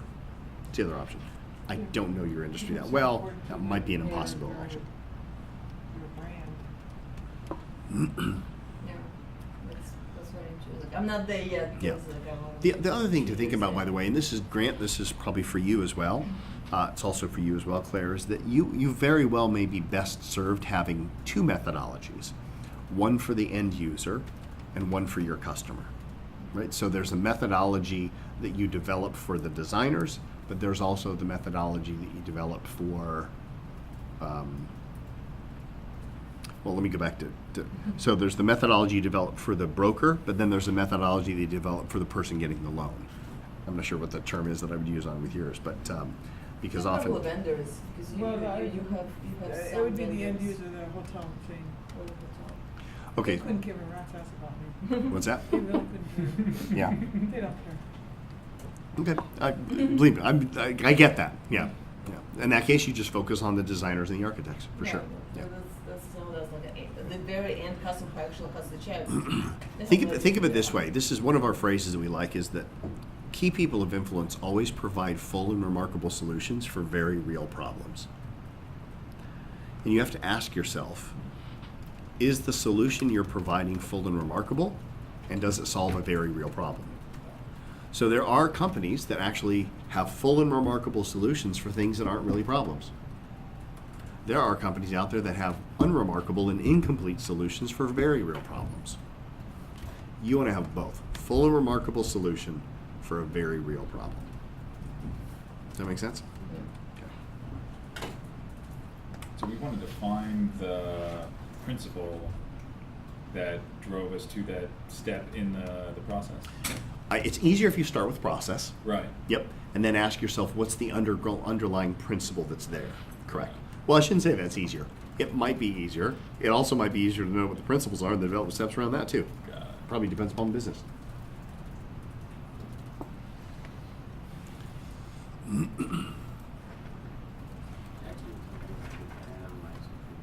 So, for example, with Don Billy's or Lewis's business, I think theirs would probably be easier to develop the principles first and then the steps. Because let's face it, from an IT perspective, you understand that there's some governing principles that have to be present in an educational institution with their IT in order for it to work. And if they're missing one of those key principles, all bets are off, it's not going to work. Same thing for you. There's some underlying principles that need to be in place in a security system. And if you don't have those principles, okay, well then, we'll identify what those principles are and then put them into the steps. It's Can possible you show us to. the KPI slide again? Sure. The computers, the internet's not working. Yeah, mine chipped off too. It was up. There you go. No, That the one you wanted? I'm looking at thesaurus, I'm No, looking at different words for acronyms. Because I need to have it It's spelled very when I little spell process. something. Yeah, that's it. Did- So did the you finish? process is here. Uh-huh. Pitch, publish, Oh. product, profile, partner. Thank you. The principles are here. Clarity, credit. We actually have them written in the antagonist, which is lack of clarity, but credibility, Okay, so clarity, the credibility. problem, If you want, so the problem, so for you, the problem and the process look are at the like, same. you know, They lack clarity, they lack credibility, they lack like scalability. 1, 2, 3, So 4 the steps. process You can then look at what are all is the give them different clarity, acronyms for give them everything. credibility, Find give one them that you like. scalability. Through pitch, through publish, through, yeah. Yeah. So our process is So this. like, we And the were to go like principles that they that, have are clarity, credibility, scalability, you could pick a word, like if you You're want to giving them spell clarity. something, How are you giving them? Yeah. like maybe there's like a word that's So the you process is the how, the really principle like, is the or what. like you certain like when you kind of Yep. spell a word if you wanted to. This that is going to kind be of thing, crucial or for you because you have such a weird, use a different- like you etheric, could use a different word. bizarre Use the word thing. in, But like, if you can you get know, this like, down, it's much I would better, venture you to know? say your sales But you still will use blow that through the edge roof after that, so because it's people will the get The it. biggest You know what I question, mean? Yeah. Mark, We enlighten our clients. you know, and if letting you them know experience that it, it's not a there's great answer. all these Correct. different types of Yeah, options. you kind of have to So just there's be there. importance of just X, Y, and Z, You whatever, just gotta right? experience it. Yeah. Yeah, this will be your. Do you have your methodology? I struggle, I'm struggling with, my brain goes to multiple places. Like, do I go on the Ridge brand and have things that are rigified, like orientation and base camp, expedition, Yep. as methodology? And then the principles would be vision if possible, fortify the team, explore ideas, but it's, I don't know if that's, I think you're probably getting one step ahead of yourself. You're probably trying to come up with a marketing label first, when you really need to just isolate the steps first. That's it. Yeah. So just ask yourself, once the company says, yes, let's hire Ridge, what's the first thing that happens? What's the second thing that happens? What's the third thing that happens? What's the fourth thing? And just label them out step by step. You'll come up with the fancy labels later. You'll usually come up with them at 3 a.m. when you wake up and you go, oh, there's the word. which is what I've been waking up, so it's, you are so right. What do you have, like, cameras around or something? Did you do that? Where'd you get them? Source One?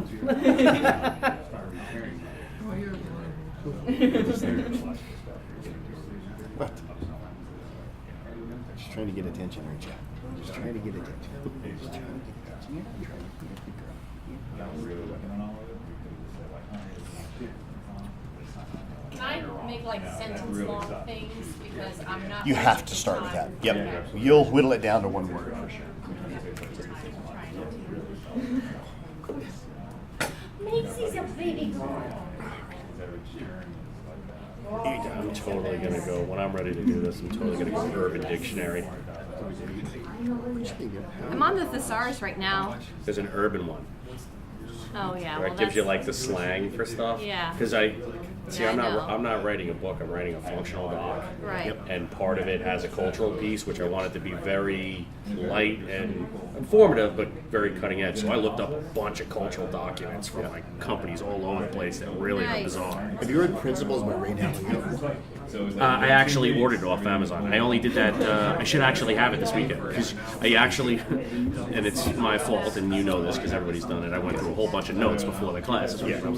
I need to get that because I wrote that down. God knows how long ago when you said it. So, It's such a good book, dude. Such a good book.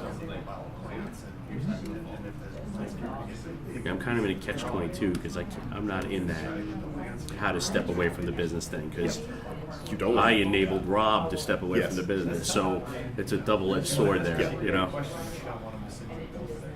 Right, exactly. I'm the one that Rob goes, you got it. Yep.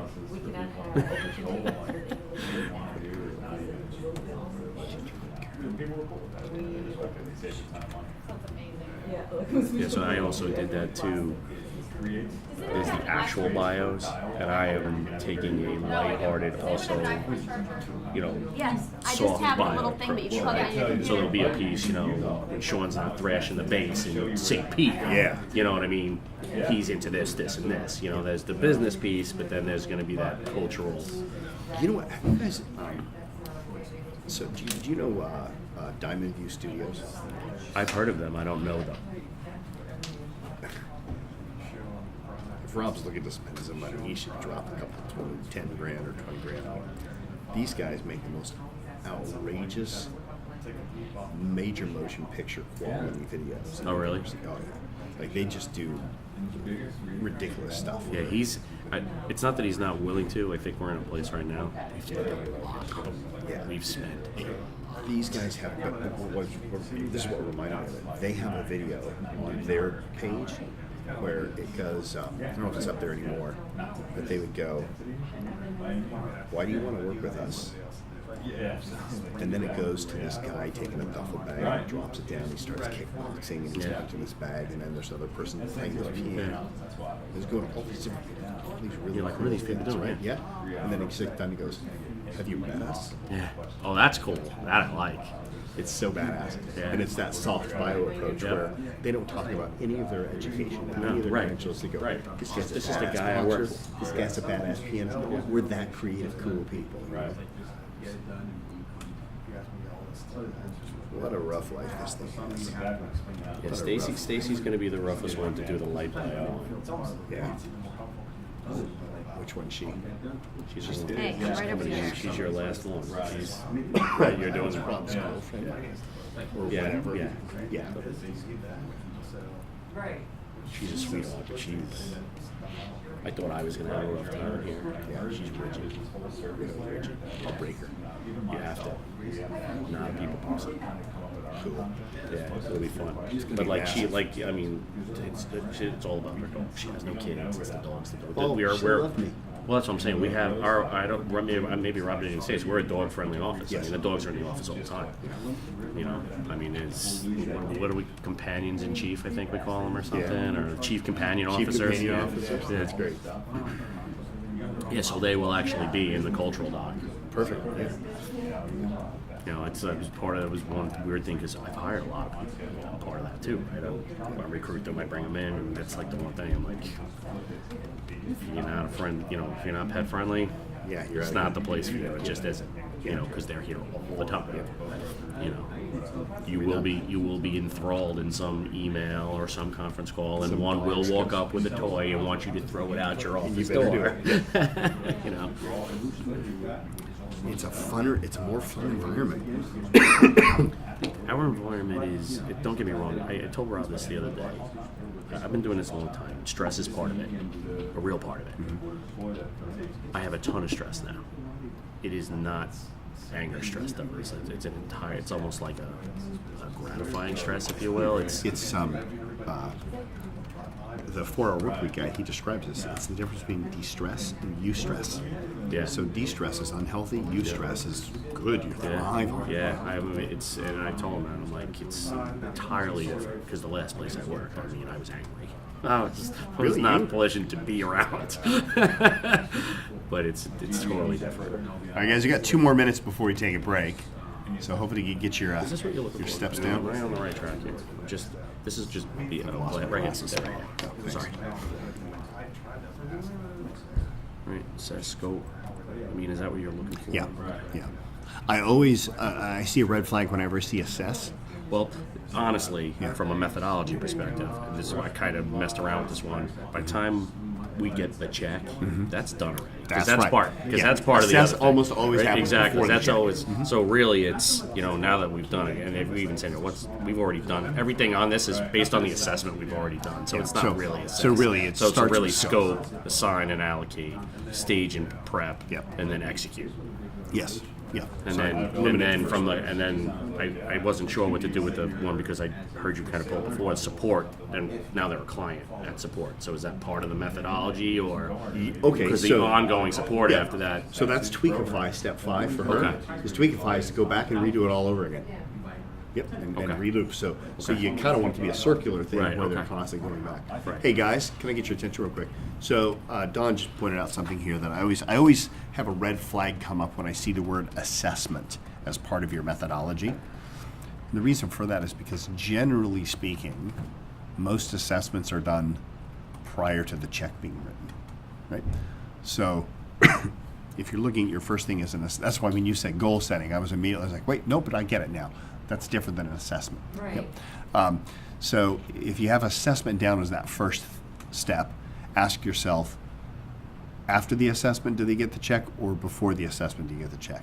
Keep it in if it's before, but I would encourage you to come up with a different word than assessment, because it is one of the most overly used words in service-driven businesses. And if you want to walk like and talk like and sound like your competitor, throw the word assessment in and you'll probably be right in there. So try to come up with a different word than assessment. Yep. How you doing, Michelle? Did you come up with it? I'm feeling more confident or better. I came up with a story of what happens in the first That's fine. Let me hear it. It's called a vision, I mean, I titled it Vision Map. Mhm. We meet with the project leaders to understand their landscape. Okay. Like strangers in a strange land, they become the ultimate guide for their business clients' challenges and goals. We gain clarity by mapping the environment, culture, product, services, and team. It becomes the topography for tenacity as we embark on this journey.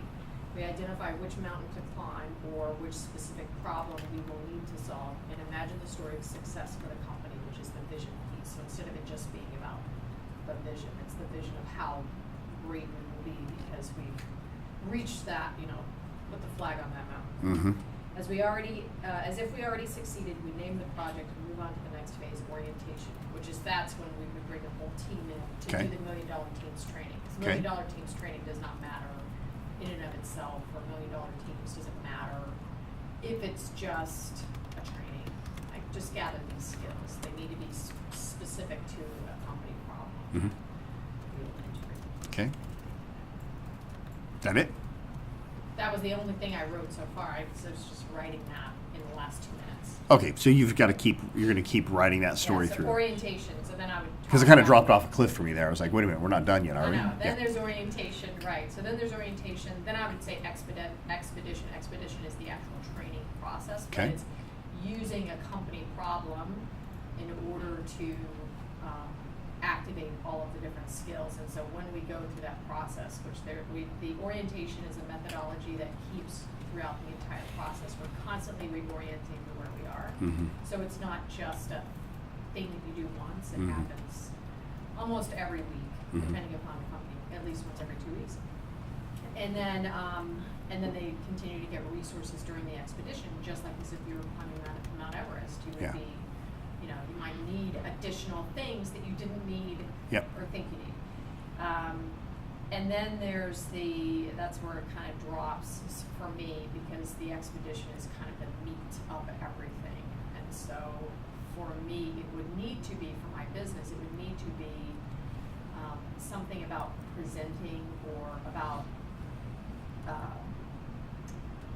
completing the results of that. So Mhm. something about the celebration around that, and Sure. then bringing it to their clients. So taking this expedition product, because the whole thing for me would be that they would then start filtering this out to their clients on a referral basis. But Okay. how to do that in a way. You're getting there. I think you just need to go through and tell yourself that story and then pull out the Yeah. major chunks of that and you'll have it. Yeah. Yeah. Yeah, it's starting to become clear. I think you just wrote yourself kind of the story, the paragraph. Yeah. Now you just need to actually just take out the little That's one key portion words. of this is like one thing that happens. That's not all 5. Yeah, Yeah. I got that. That one thing there is one step. That's one step. Yeah, Yeah. I got that. That's one process. One step of the process, correct. All right, cool. Let's take a So break. just, yeah, some It's words 3:15. that summarizes it. We'll come back. We'll talk about the next product. Mm. Great. Another one. Yeah, it's big. I'll tell you, that's why we have 2 days for this. Yeah, I know. Like, oh, my brain's full. This will be a relatively easy one. Okay, so mine is educate, creative, manufacture, deliver. Say it again. Educate, Yeah. Creative. Traffic. creativity stage, manufacturing, and delivery. So I go in and I talk to them and I say What's these are the that? current trends for hotels, Okay. timeshares, hospitals. Yep. And I bring in the new supplies that are out there. Okay. Then the creative one is that I work to see their overall design concept and work to find what the artwork does, work to get into their budget so that it's truth versus fiction. Okay. And then I get them samples, and then manufacturing is to confirm the purchase order to what was requested, make sure that everything is Cool. in, that we can actually get the material, and then we can make the deadlines, and then do the manufacturing. And then delivery is, make sure that the artwork framed is what was specified. Create the paperwork for the grading and pickup, notify them that the delivery is going to happen. Yep. And then send a notification that it was delivered. How many steps was that? 4.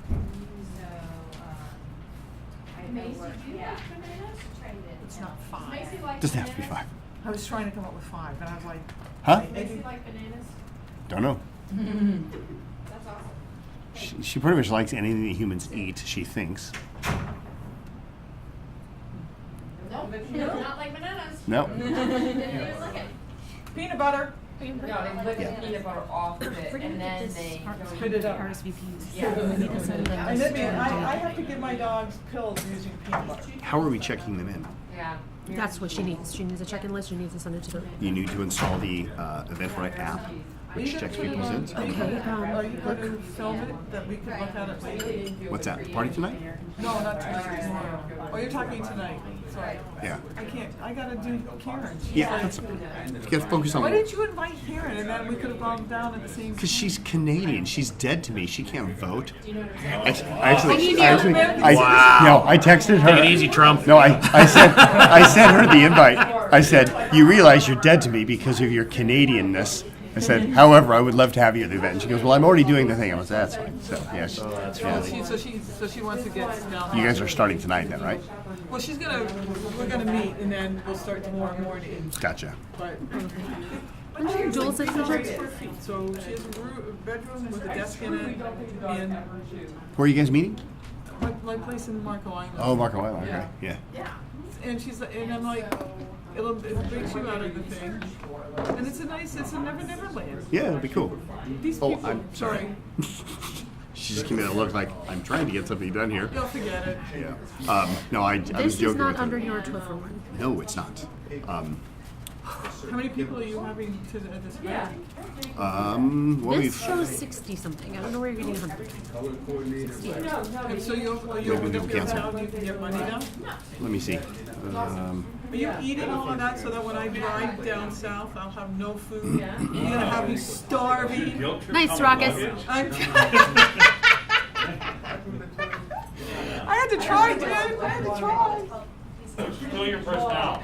Why is it under your Topher one? So I don't know what the laws are, so I've kept it out of that one.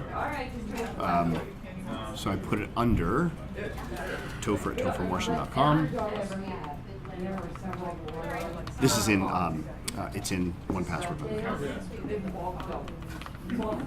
But this is the only place you have RSVPs, correct? Yeah. So you're just making that number up. No, it was at 97 today. What? Yeah. Are you awake or are you delirious? Let me just, I'm gonna pull it right now. 99. Huh. What are you looking at? When I click on that event, it shows me who's here. Yeah. And it says 68.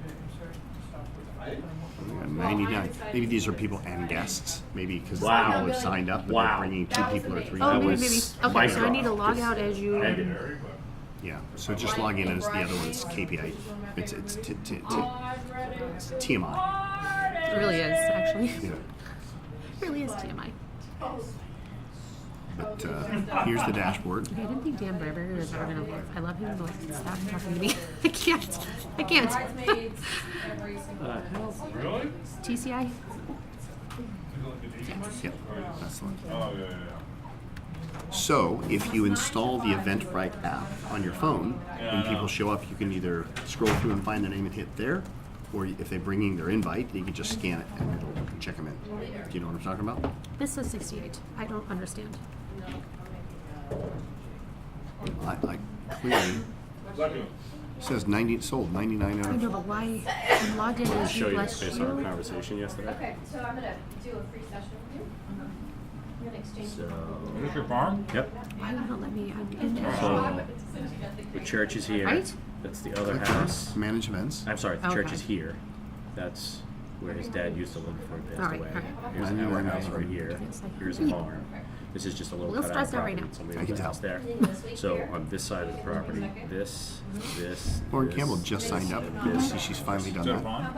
I'm gonna flip her some Do they shit. have to access your land to get to theirs? Or- Oh, cool. That's good. No, it's actually a little cutout. So see this little swath of trees? That's that guy's 3/4 of I an need to acre. go manage attendees, right? Yeah. So Did his family own it all at one time or something? Or did it- no, he Okay, was. so do you know the app Okay, that I'm so- talking about? I'm sure it's And then Eventbrite. on this Yeah. side of the road. Well, no, there's 2 Eventbrite These apps. are the, Okay, this then is no. what, everything that's pretty much green here. So it goes up to this line, up to this line. Did you all the open way it up up here, further? What's all that? the way down. That's Did gonna you be on open it this up side, further? and then on this side over Did you here. open? I don't want to get too close to you. Did you open it this. up further to more people? These are Yes. yeah. All of this is. So there's Eventbrite organizer, and there's the Eventbrite. Okay, You want so the Eventbrite there's a road right here, organizer.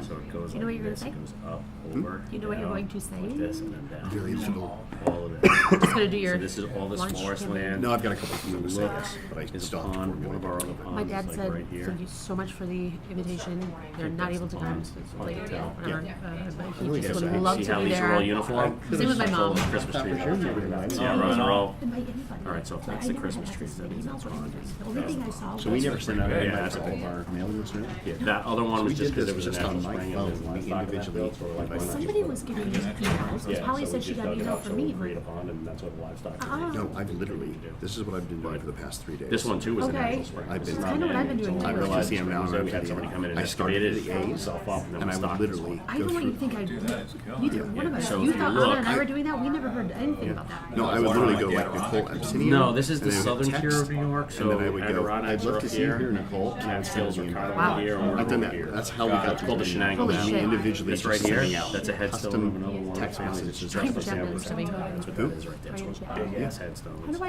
And then if you save this look, list? Does anybody like visit those? yeah, yeah, Oh, they're really? maintained and everything. Yeah. So Trash.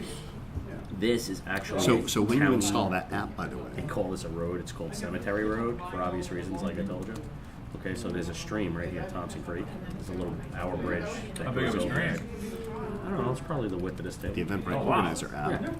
So, and it actually pools in certain places, so you can go Jeez, brook Mark. trout fishing right out of here. A beaver just put a dam right there, actually. Oh, really? Yeah. How do you guys feel about the beavers? They're cool. Yeah. Yeah. Who doesn't like beaver? Oh, damn it. So right here, All right, buddy. Have a great weekend, man. See you soon. Let's do lunch again soon, man. I want to go have lunch. All right, so, So I'm right in the here? app now, right? Watch me.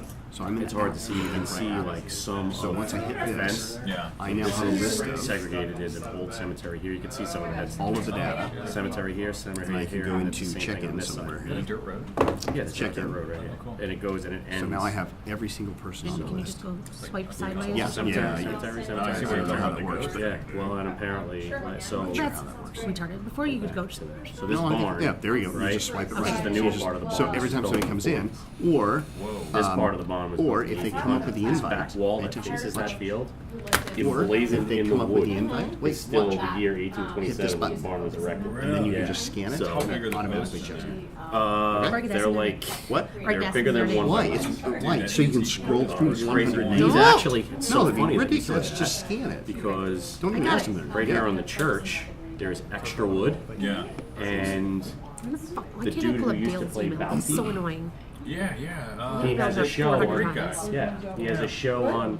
He has a show on DIY where he repurposes old wood. He's actually come and inventoried stuff at our farm to use and repurpose stuff. Dude, that is too cool. Yeah, it's pretty wild. What's this? This is my property in upstate New York. Oh, cool. So, Your property. but so he came and like inventoried the wood and because that's what he does. He like Would you like stepdad drop him an email or something? yeah, because he was watching the show and somehow somebody mutual. So Yeah, some yeah, connection. exactly. But like I was saying, so now all Don't let him this forget used to be ceiling, stuff. dude. This exactly. No, I'm not taking anything. So all these fields here, right? We used to maintain these ourselves. We used to like when I was a kid. I mean, on Labor Day weekend, we'd go up with cut, tedder, and bale and square Oh, bales. dude, I've had to bail stuff. Right, you know what I mean? And then we would fill these barns exactly. So, but if you look here, those are round bales. And they're doing all the bailing. They do everything. These guys come in, we lease the property. So this field here actually, 2 years ago, this field here was actually corn. They came in because they needed corn for the cows, and we leased the whole field. They planted corn. Right. Yeah, and then this field, And those your cattle? yeah. Yeah. Cattle you got? We only got, so, right, that's a cow, that's a cow, that's a cow. There's 2 horses out there.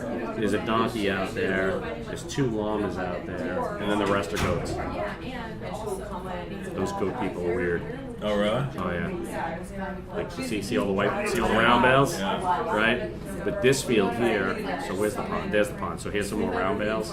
This field here at one point was what they call sorghum. Or was it? It's like corn, it's smaller, Huh. and the cow eat that too. So we leased it out, and so you can actually see the rows where it had been. Yeah, So yeah, it's pretty wild. And they plant it and develop it? Oh yeah, and they pay you to use the land. That's awesome. Yeah, so Chobani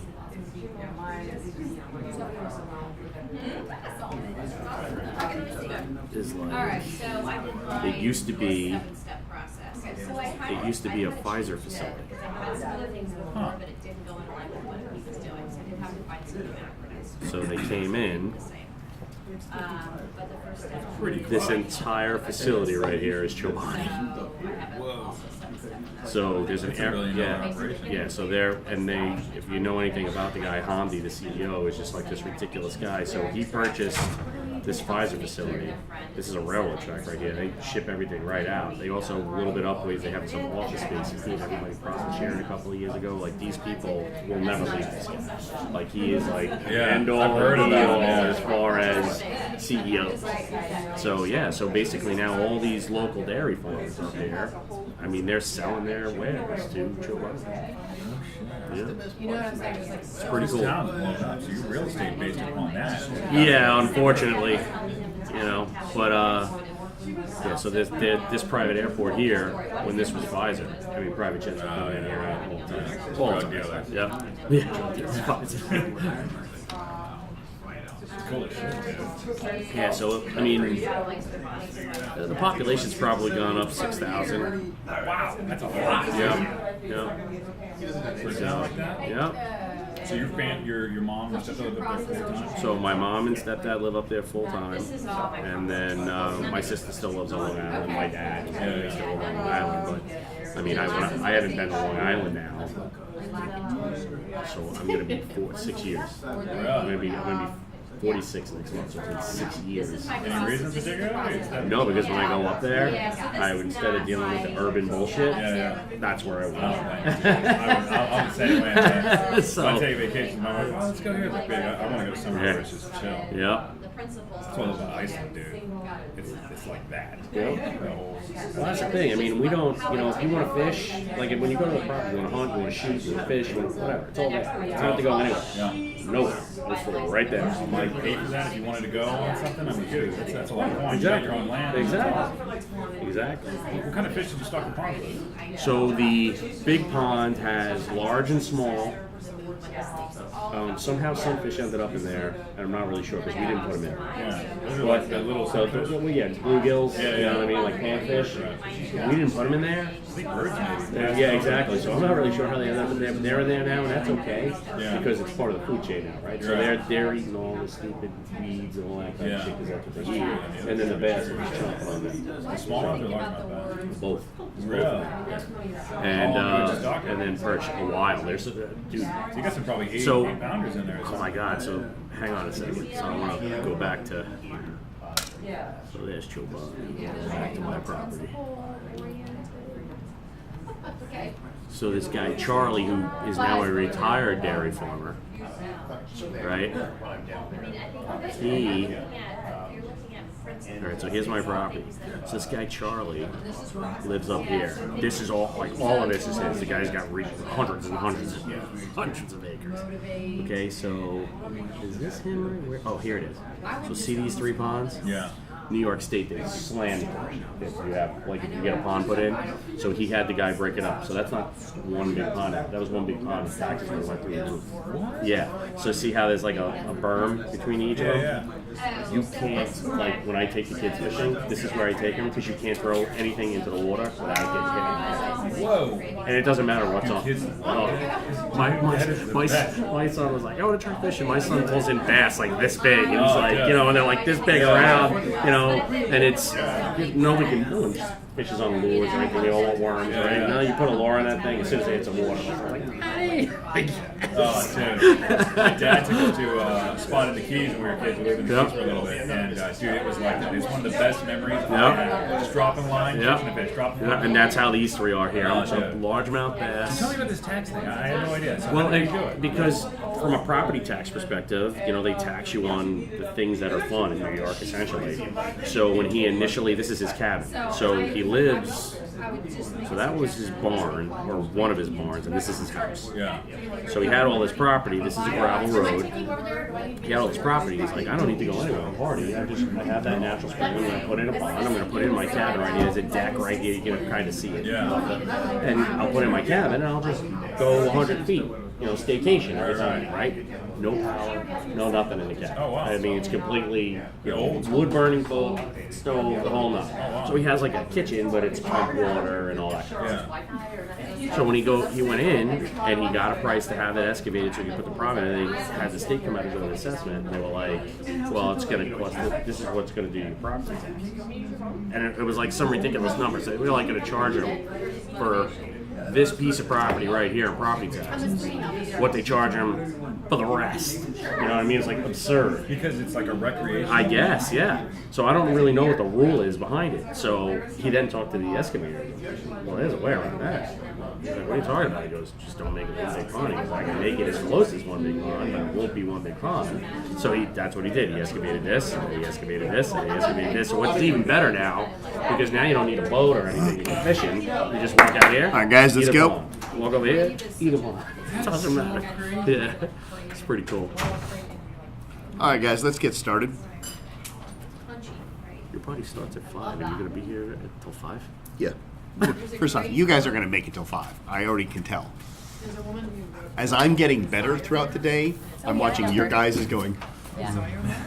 Your brains are getting full, so I'm not worried about that. Yeah, exactly right. Yeah. I'm not worried about that at all. Well, you would think the others in my Yeah, office she's who've definitely actually one been of to my KPI mentors, would for understand sure. that Thank they you. need to leave me alone because I'm at KPI. You would think they would. They do not. You would think they They would. do not. Do you need me to jump in? Do you want me to run some interference for you? Punch one in the face. You shouldn't do that. I'll text them. Yeah. I'll say, hey, stop hassling my clients here. I got some nothing for you.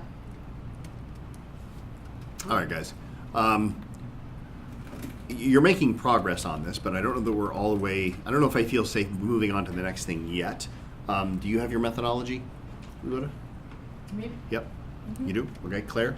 Yep, you have 4 steps. John, yeah. Stacy, you're good? What about you, John? Did you come up with it? Yeah, I think so. Kinda. Yeah? Okay. Well, that was kind of half-assed. Yeah, Yes? discover, analyze, strategize, build, drive. Yeah, cool. Now, okay, so let's talk about that. Okay. This is probably something you don't have to address today, but I would love for you guys to come back on the momentum session presenting this to me. Okay. Try to come up with, if you can, your steps to make them truly unique to Mhm. just you. Okay. Because that sounds pretty. It sounds, yeah, that sounded, Not John. yeah, that sounded pretty generic, right? Yeah, yeah, they're Like- super generic, yeah. I walk into your office and I see a cool hip thing. Yeah. Can you put that methodology into some cool hip words? Yeah. Did you get the idea? Absolutely, yeah. Okay. No, thank Yep. you. But you start with something, that's fine, that's Right. good, but let's get rid of those analyze, strategize, the words that everybody Yeah. uses. This is why, like when she had tweakify and toolify, that's fun. Taking a little risk. Yeah, take a little risk, have a little fun with it. Yep. But taking the grammar out of it for a second, right? The actual word itself. Correct. Instead of assessment, right? Because we just talked about assessment comes Sure. before. Yeah. What about review, right? Because when you first stepping in, you've already done the assessment, but now they're going to cut you a check. You still need to make sure that you're on that same page, Yep. right? So something along those lines, just changing the word to go along those lines, and then not assessment, and won't be the word review because it's lame. But that, Synchronize. yeah, okay. Right? Like we synchronize our watches, make You sure we're obviously all do on the this same for a page. living. I get it. Yep, yep. I get it. That's a good word. Yes. Right. Yeah. Synchronize, yeah. Another word. All right. Lewis, how you doing on your steps? You got them? You doing pretty good? Yeah. All right, cool. Now, you've got your process. Do you have the principle? Which is pretty good. What's that? How do you say it? It is pretty good. Let's hear it. Let's hear I it. did plan, analyze, configure, deploy, and review. Cool. Now, do you know the principles behind those? Not fully. Yep, that's okay. That's the next step, is to make sure that you understand what is the principle behind this, because you really kind of need to know that yourself, right? Like, if somebody came to me and said, why is pitching so important? And I went, well, because you You got to be able to pitch, right? I mean, if you Everybody's can't, got a pitch. if you can't pitch, what good What's wrong are with you? you? What kind of question is that? Right? You know, but because I understand that the essence of pitching is all about clarity, right? Yeah. It also allows me to have more flexibility in the pitching architecture as well. Because, yeah, sure, we have a 6-step social pitch and an 8-step capstone pitch and a 2-step clarity pitch or quick pitch. But at the end of the day, if they have clarity and they haven't hit all of the steps, do I care? Right? Because the underlying principle is clarity, and as long as the people have clarity, I'm good. Right? I don't care what order they're in. Yeah. I don't care if they tick all the boxes as long as we got that clarity. Do you always want it in one word that's principle? Sometimes you just can't get it down. Yeah, that's what I'm kind of thinking. I'm Yeah. like, I don't know if I'm going to be able to do that. So, okay. Yeah, I've struggled with many of my clients before, but you stick with it, and hopefully you can. Hopefully you can come down. Yeah. All right, so you've got your 5-step methodology, 4-step, whatever. I'd love for you guys to share that, your process and your principles, with the group on the Facebook page, or just send it to me, Lewis, and I'll post it up for everybody or whatever, so you can start getting some feedback from people. There's actually, even in the learning portal, there's actually this thing here.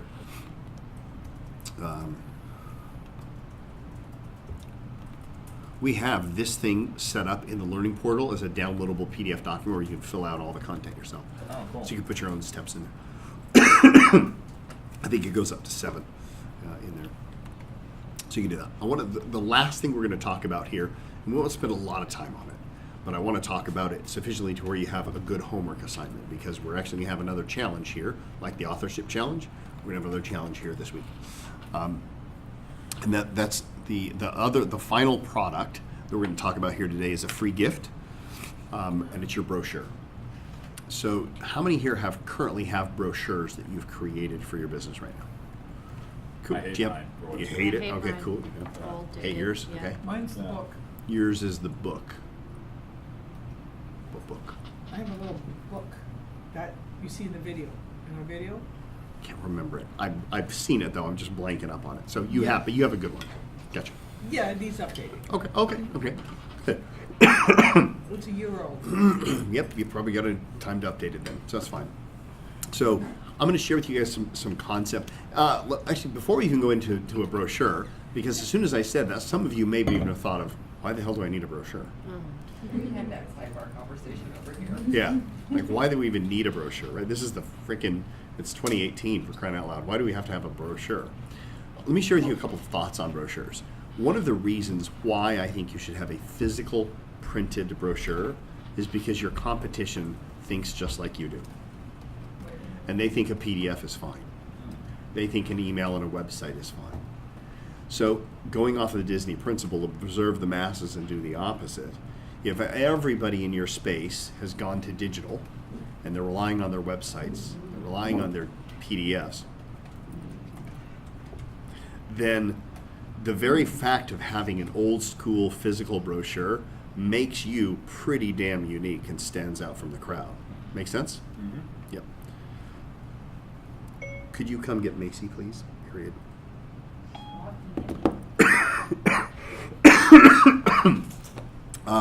The other reason why an old school brochure is so powerful is because it's tangible.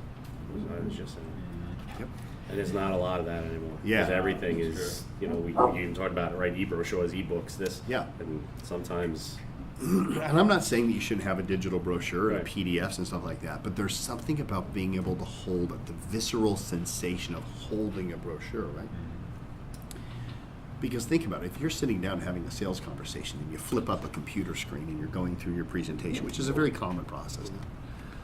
The problem with this is that it is software. It is not physical.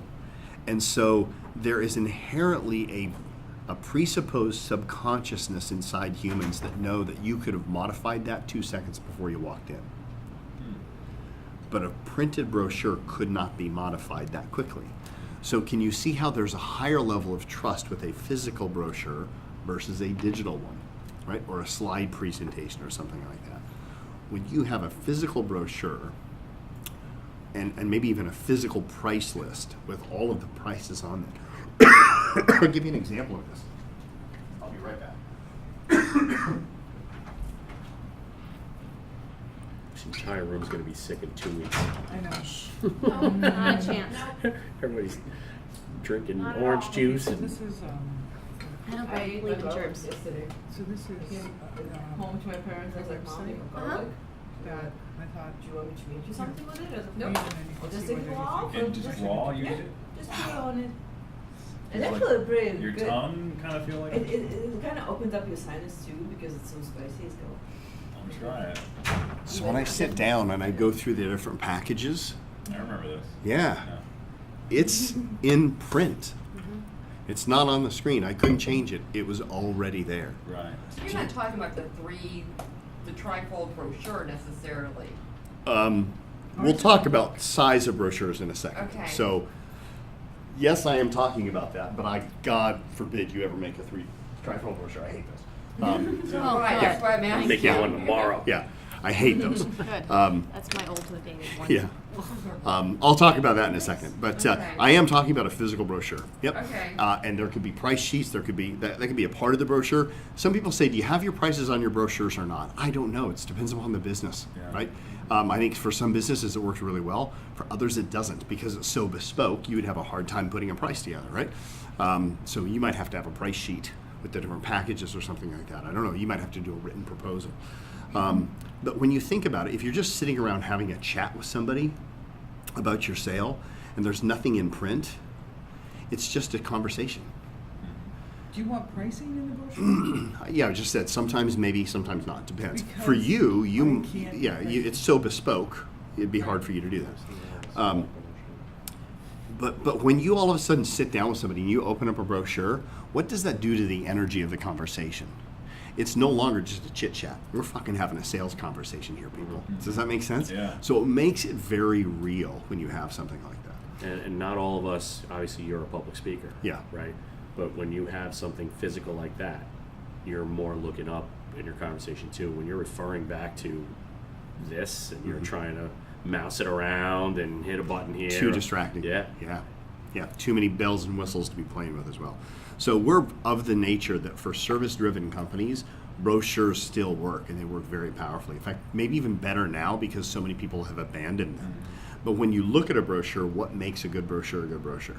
So let's talk about that, okay? If there is one size that I think is the absolute worst size to have as a brochure, it would be the 8.5 by 11 trifold brochure, right? These things are hideous. They are the lowest possible type of brochure. It's the one that everybody uses because it's the easiest to do, but they're horrible. They're horrible for several reasons. Number one, the human eye does not like vertical images. You don't see things in vertical form, you see things in horizontal form. Your eyes are this way, right? You have two of them and they're horizontal. This is why TV screens are twice as wide as they are tall. Windshields twice as wide as they are tall. Billboards twice as wide as they are tall. Movies, everything's twice as. We like horizontal landscape things, and you could argue that when you open this up, yes, it's more landscape than it is portrait. But when that thing is closed, unless it's vertical, thing, it's just ugly, right? So if you're going to create a brochure, there's a couple of different ones that you can do. In a corporate world, a book brochure where it's a normal 8.5 by 11 is okay. I hate them, even though that's what our corporate brochure is. I'm not a fan of it at all. For me, my personal feeling is the best shape for a brochure is a square brochure that opens up possibly to a trifold or opens up into a book format. But I love square brochures. And the reason why I love square brochures is because when you get something square in the mail, what do you think it is? Special, it's something special. Yeah, almost all invitations for special events come in squares, Yeah. right? But what comes in 8.5 by 11? Bills, Yeah. right? So you don't want to be associated to the bill. So I'm going to show you some samples of some brochures here. So this is Cheryl Hunter's brochure that she created from the program. and it opens up. I think, yeah, this is a trifold. And it's also got like An insert, yeah, an insert. And if you've got multiple staff, by the way, you can actually have insert cards for your staff if they're constantly changing your team of people, because when you do this, you're spending some good money on a brochure. And if your staff changes, you got to throw away the whole stock. So it's easier to put them on something like this. But this is a cool brochure. When you get that in the mail, it looks funky. It's different than the other things. So we're in favor of square brochures, either in book format or this is Art Lipo. This is one of our clients. He's a cosmetic surgeon. He went for a book format because he's got so many pictures he's got to show with all the different hideous bodies and make his Yeah, imagine, dude. right? So he's done something like that. Here's For You Fitness. Better bodies. Yep. Opens up in the trifold. He wanted, when he first designed his brochure, he loves Apple stuff. And his initial idea for the front of his brochure was to have like a scientist with goggles and have people around him. I'm like, dude, that ain't Apple. And he goes, what's Apple? I'm going, look at how they do it. I go, they take that one feature and they zoom in on it and they make it bigger than life. And I go, why don't you have a body part on your brochure, right? So this is very Apple-y kind of thing, right? You're right. Yeah. So I like square over this. Dimensions could be 6x6, 7x7, or 8x8, depends upon your industry. So certain industries warrant bigger brochures. Other industries warrant smaller brochures. I'm trying to think here. Like in the educational world, probably an 8x8, a 6x6 brochure would be fine. Whereas an 8x8 might be over the top. But in a marketing world, an 8x8 might be better. Right? Yeah. Yeah. So after you do yours, we're gonna have to talk about you doing ours. Now, Do yours first. inside the brochure. This fits into that box. What's that? Okay. What's that? This is Her ours. brochure fits into this box that I. That's it. Yes, I've seen that one now. Yeah, I love this. That's good looking. It's a square. It's a square box. Yeah, good, yeah. it fits into That's right, that. it's this one. What's the cost on that? Well, they're expensive. Yeah. But then But- again, she's going for $100,000 accounts. Yeah. You know, $1 million accounts. And I can tell you that they, you know, but that the other one you had would be perfect for me to then. You might want to have like a preliminary brochure or something like that. It's not so expensive. Yeah. Yeah. For the suspects versus the prospects or something like that. I'll share with you a couple of. I'll pass these around if you guys want to look at them. There's not, by all means, not. Here's another. This is a cool shape. This guy went with the horizontal the whole way, right? So that's kind of cool. He's book format. That's Matt Kahn Construction. Soaring Eagle went for more of a corporate-y look with the book. That's cool too. I don't care. I'm not, and this is ours. I don't like book style brochures, but it looks better than the 8.5 by 11 trifold, if nothing Sure. else, right? Yeah. But all of a sudden, it takes their service, which was very intangible, and makes it very real and very tangible, right? By the way, for you, something like this for the corporate executive Fortune 500 companies, probably this is a better shape than a square one, even. maybe. Well, my logo's right now has a square in it, so actually a square would be a great logo brand. Square would be pretty cool then. Yeah. And a book probably Because- more so than a So the record, the source trifold. one logo. would Yeah, look because good when you on open one the book square and one. send it, that's the Just direction saying. of your article. Now, with regard to the cover of your brochure, so here's where I'm very clear on my advice, and nobody ever really takes it. The one thing you don't put on your cover is your company name.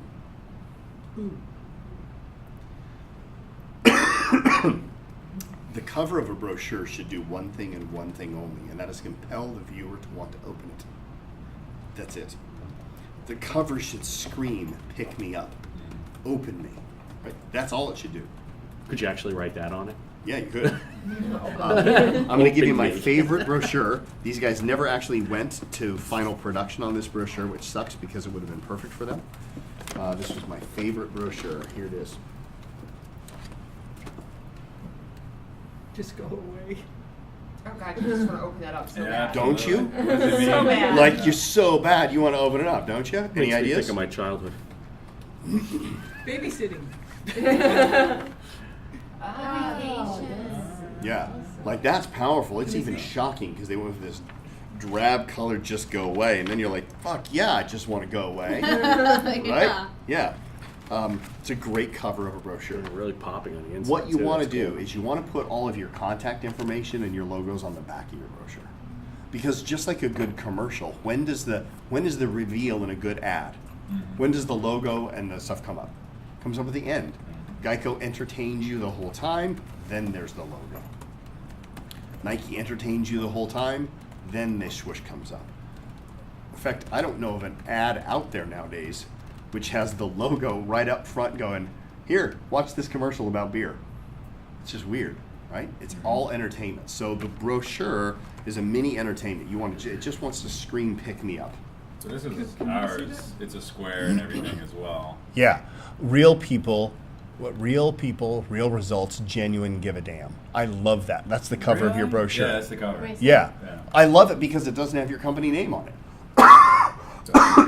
And it makes me want to pick it up. Can you bring it next time? Yeah. Yeah, I think that's cool. Yeah.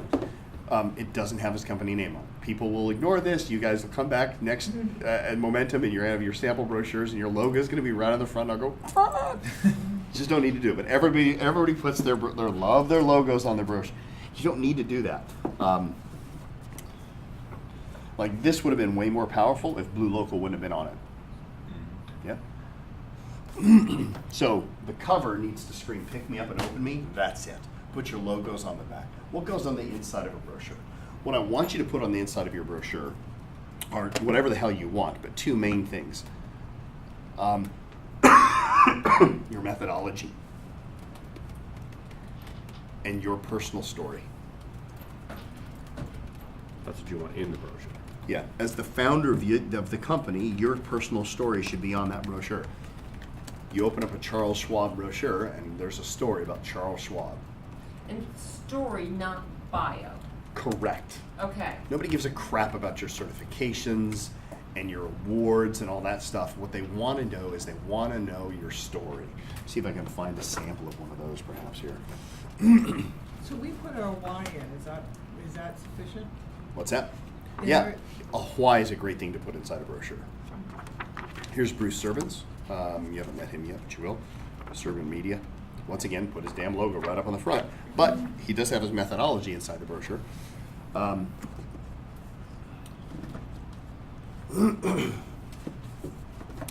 Here, I think this one has. Yeah. So here, he's got his whole team, and then it's got Daniel's story about how he was an immigrant from Hungary. He came here with $100 in his pocket, and now he's built this For You Fitness empire in the Tampa Bay area, and they're franchising and growing rapidly. And it's a really cool story about him.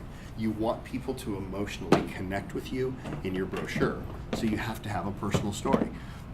People talk about how, people say, well, experts have told me that a brochure needs to be read in 2 minutes or less, and you have to have bullet points. Wrong.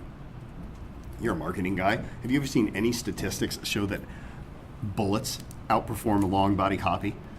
No, it totally, yeah, they can go. It depends on who's doing the analysis and how they're doing it. Yeah. I suppose. Here's the reality with long body copy. To think that nobody wants to read long body copy is a misnomer. People don't like to read boring long body copy. Right. If it's entertaining long body copy, they'll read it. What's entertaining long body copy? Luda's story about how she used to live in Russia and she was a professional dancer, right? Why would professional dancer get into her brochure for lights? Yeah. Do you realize the amount of dedication it takes to become a professional dancer? Do you realize the amount of hours and painstaking attention to detail between the difference between this versus this, and those little tiny things? And she's now taken all of those habits that made her a nationally ranked professional dancer, and she's applying those same skills into applying to find the most detailed, perfect lamps to create that. That's the connection you want to make, right? That's a really good story. Did you get that? That's so good. Yeah, did I miss a class or something? I mean, that's really good. I think you used to be a professional dancer, right? Yes, I did. Yeah. We talked about it because he was dancing, and actually his girls' dance partner Karen used Was to be your- my your- business partner. We had a dance studio together. Ah, Yes. I just saw him on the picture. I was like, I know this guy. I danced with him, and we actually dance professionally. Yeah. You gotta work that in now. That's engaging stuff. It is man. cool, Yeah. right? Could you even have the picture of a ballerina or something like it's like something cool, like an image that goes, man, I want to look at what this is. And they open up and, oh, it's talking about lamps? Yeah, but there's this cool story. There's a reason. You have a great story, Claire, about how you fell in love with Chris and her business, and how, I mean, there's a story there about how some of your workers you have given multiple chances to. You know, that otherwise wouldn't be able to get a job anywhere because they have a criminal record, and you have faith in them, and you've actually helped them to get a job, and they have self-esteem. There's stories there, right? You guys all have a pretty cool story. You may not think you do, but you do. You've got some cool, and what should your story needs to have probably some level of triumph over tragedy. That's what people love, right? So what was the hardest lesson you ever learned in life? What was the biggest tragedy that you've ever had? If you throw that into your brochure, I promise you one thing, it's gonna be a lot harder for people to say no, and here's why. It's really easy for me to say no to a sales rep. I mean, when you think about the ladder of people, what's the term I'm using? Hierarchy? The hierarchy of good versus evil, right? Like salespeople are down there on the bottom, right? We say, oh, salespeople, right? So it's easy to just say F off to a salesperson. I can't say no. It's like Walmart puts the people at the front to greet them because it's harder for them to steal. Oh, do they? Maybe they said that's why they put them. That's why they have the greeters. Oh, 'Cause gotcha. It's psychologically, it's harder for somebody to go in and shoplift because they get greeted by somebody saying hello, have a great day. That's interesting. Yeah. That's really interesting. So for me, it's easy to say no to a salesperson, but it's hard for me to say no to a single mom, or a loving dad, or a guy who loves his dog, right? So when all of a sudden you take away that shell of I'm just selling you a service, and now people realize that you're a human being, it's a lot harder to say no. Right? Establishing the connection on it. Yep, on an Yeah, emotional level. level. So I'd like to have something in your brochure that talks about your methodology. I'd like to have something in your brochure that talks about you as the founder of the company. When Rob Hessel talks about his dog getting beaten up by the people who rob him, I immediately think that's the guy I want protecting my home, right? So have something personal in there. Have it written in long body copy, not a lot of bullets or anything like that. Granted, for your methodology, that's very pointed or stepped, but if you can even put it in a cool, creative way, like, you know, even with that arched thing, you can even do something like that. Have fun with it, get creative. And what I want you to do is I want you to create a brochure. We're gonna call this your fantasy brochure. So your fantasy brochure is not necessarily the real one you're going to create. Your fantasy brochure is, if you could sell the perfect product to the perfect client, what would that entail? Okay? Maybe you have testimonials on there, and your testimonials are from celebrities because that's who you ultimately, this is a fantasy brochure, that's okay. I want you to not think of this as, oh, this will someday get translated into a real brochure. Create just a fantasy brochure that if you were to look at it, you go, fuck yeah, that's a cool ass business, and I would love to sell that. So, Perfect product to the. perfect customers. So I'm gonna see if I can find some samples here of, I can show you some samples of bad ones too. It's amazing how people just don't listen sometimes. Let's see if I can show you a prototype first. Oh, so once again, here, I love this cover, but there's too many words on it. But if you look at that cover, Yeah. you can have the dream divorce. What the hell does that even mean? Too much word, right? But if she would have just said you can have the dream divorce, wouldn't you want to know what the hell that's about? Yeah. Company's Open Palm Lots collaborative divorce. Her theory is that you're going to be able to get divorced but not break up the family.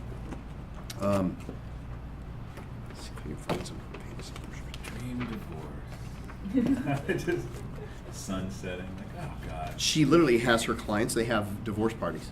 Really? Yeah. Bust open champagne, they have Not thinking about photographs. divorce? Wow. You should. It's a celebration. Like, Yeah. you know what? Let's get back together. You should take this one home to my wife. Yeah. Hey, check this out. We should try this. Be careful what you ask Yeah, that conversation With doesn't the go divorce party, well think at about all. that. That's a great sales story that she gives them. Like, hey, we can keep this together. Yeah, I would recommend not doing it. It was funny because I was telling Peter the other day, I said that, gosh, there was a few couples I went out with a lot about 5 years ago, and I'm like, none of them were together anymore. He goes, it is the natural progression of relationships. And I'm like, what?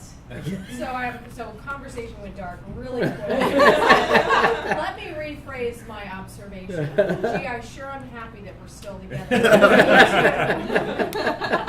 I'll pass around some of these. There's a fun little fantasy brochure, right? So you can literally cut and paste these things together. I don't expect you to make a professional designed brochure, unless you're John Sirakis. Then I expect you to. Okay, so this is gonna be, you Because want a he's prototype- got all the you want a laser prototype- printers that can It's do called that. Canva, that's easy. You want a prototype of our, Can we talk after this? Because This- my marketing guy says he doesn't like his own brochures, so it scares me. Yeah. It's 2 years old. Yeah, you want Toddler's kid doesn't get the shoes. this is, I mean, it's just, they're kind of loosely put together, but this is, I can't even show that one.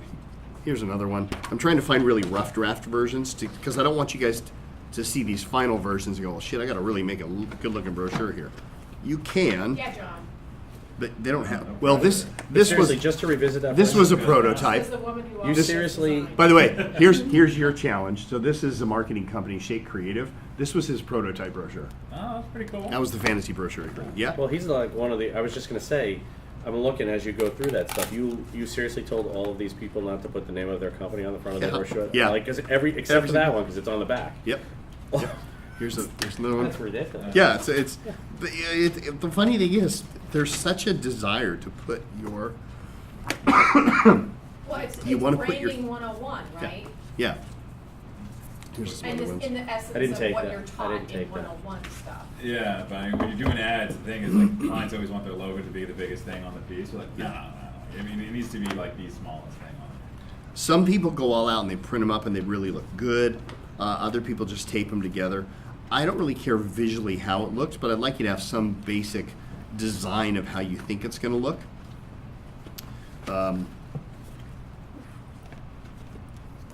But what I don't want is I don't want the thing to say bio goes here, methodology goes here. That's a little too rough draft, people. Yeah. I want the copy, right? If you have to stick figure hand drawings, I'm fine with that. I don't expect you guys to go to a photographer. By the way, here's a good one. Dare to be remarkable. That kind of screams pick me up. I want to look inside on that, right? Here's just a hideous brochure. Looks like a CD cover. Yeah, a really bad band. Yeah. This is for a photographer. I'm not gonna say any names. This is but for a I don't know photographer. this is the one. Oh, really? Oh. Yeah. I keep thinking it's for baby products. Yeah. His product that he creates is to help to take pictures of a woman from her third trimester through the first year of the baby. And this is the picture. I told him, I said, Why not a baby? It looks Yeah, a I little s- depressing. I said, Glenn, you know what this I look at this Suicide. and I think, this is the woman whose husband went off to war and is dead. Yeah, it's true. Exactly. Looks like You know, ending. it's Looks just like so ending. miserable, Yeah, right? So sad. Yeah, but then you open it up and you, Hey, oh, just remember, well, one this of is a lot ours better, is right? gonna be displayed at the next class. Just saying, one of ours is gonna be displayed. Yes, I'll throw y'all under the bus. Yeah, I told him, I said, dude, I don't think that's the right picture for you. It's just not happy. But he went with it. Oh well. This is from last. That was last class. That's Jonathan Moore's. He's a owner's rep. Love the front of that brochure. It's funny as hell. Oh, by the way, here was the dream divorce prototype. Here we go. So here was her fantasy brochure. Right front. Here is her fantasy brochure. Here's the completed brochure. So you can see it before and after. Yep.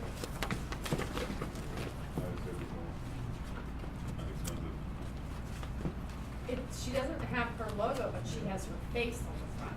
Yes. That is her logo. Which I'm not. Her hair is so striking and stuff. That's fine. It's part of her brand identity. Okay, hang on a second. I'll ask you for 'em. Those are all these ones you're giving us are people prototypes that people created based on the task you're giving us Yep. right now, Yep. right? Yep. And even in that, There you you go. told all of these people not to put the Yeah. name of their Yeah. company on the front, and they did it anyway. Yeah. That's my brochure. Really? Yeah. I know. It's insane, isn't it?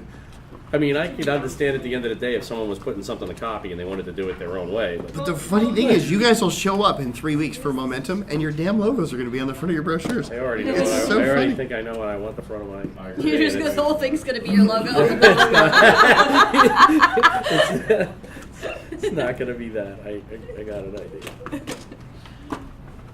Yeah, I was trying to find Well, the it's shimmer kind of like books, solution. like I think you talked about too, is like cover design as far as pictures. A lot of times people will put their like. They will unless love you're to like put their Oprah, face on the cover. You know, unless Yeah. you're like Oprah or somebody that like people recognize it, don't put the face on. Everybody's gonna go, who the hell's that? Yep, This it's one's so kind of fun. funky. I don't. This That one's was cool. It's pretty cool, right? Yeah. Yeah, he definitely won And coolest like I person. said, Yeah. I mean, you can put it on the back like you told him to, and But the problem with that is that it's fucking expensive, I know, right? man. You know, I mean, it Well, makes a yeah, good Just the setup impression. But alone, and huge. Yeah. this little thing in a quick meeting with the Velcro and the Yeah. plug is. yeah, That's expensive. but it was a cool. It got him thinking, right? So your homework is to create a fantasy brochure, something that represents your company fantastically well. Now, get as creative as you want to do it, get as elaborate as you want to, and like you know. So here's a great example. So here's the final product. Here was their. This was the second rendition, but it's all just cut and pasted. It's just printed out on an inkjet. I don't want you guys to spend a lot of money on this. Print them up, tape them together, and that's fine. You Okay. don't happen to have Rob's in there, do you? I don't have Rob. I don't. Has he ever done one? I don't know. Like, he was here first. I don't know. I don't you know, What about not Sean? everybody does everything What we about ask them to Sean? do. I'm not sure. Really? Yeah. I want to be able to All blow. on you. I wanted to be able to blow him out of the water, so I wanted to see it. I don't think I have one for Source One. You Really? have to go through all of that. Go. Yeah. I pretty much did with him as he was doing it. I was paying So develop a brochure because we want to create your intangible service to become a tangible product. Okay?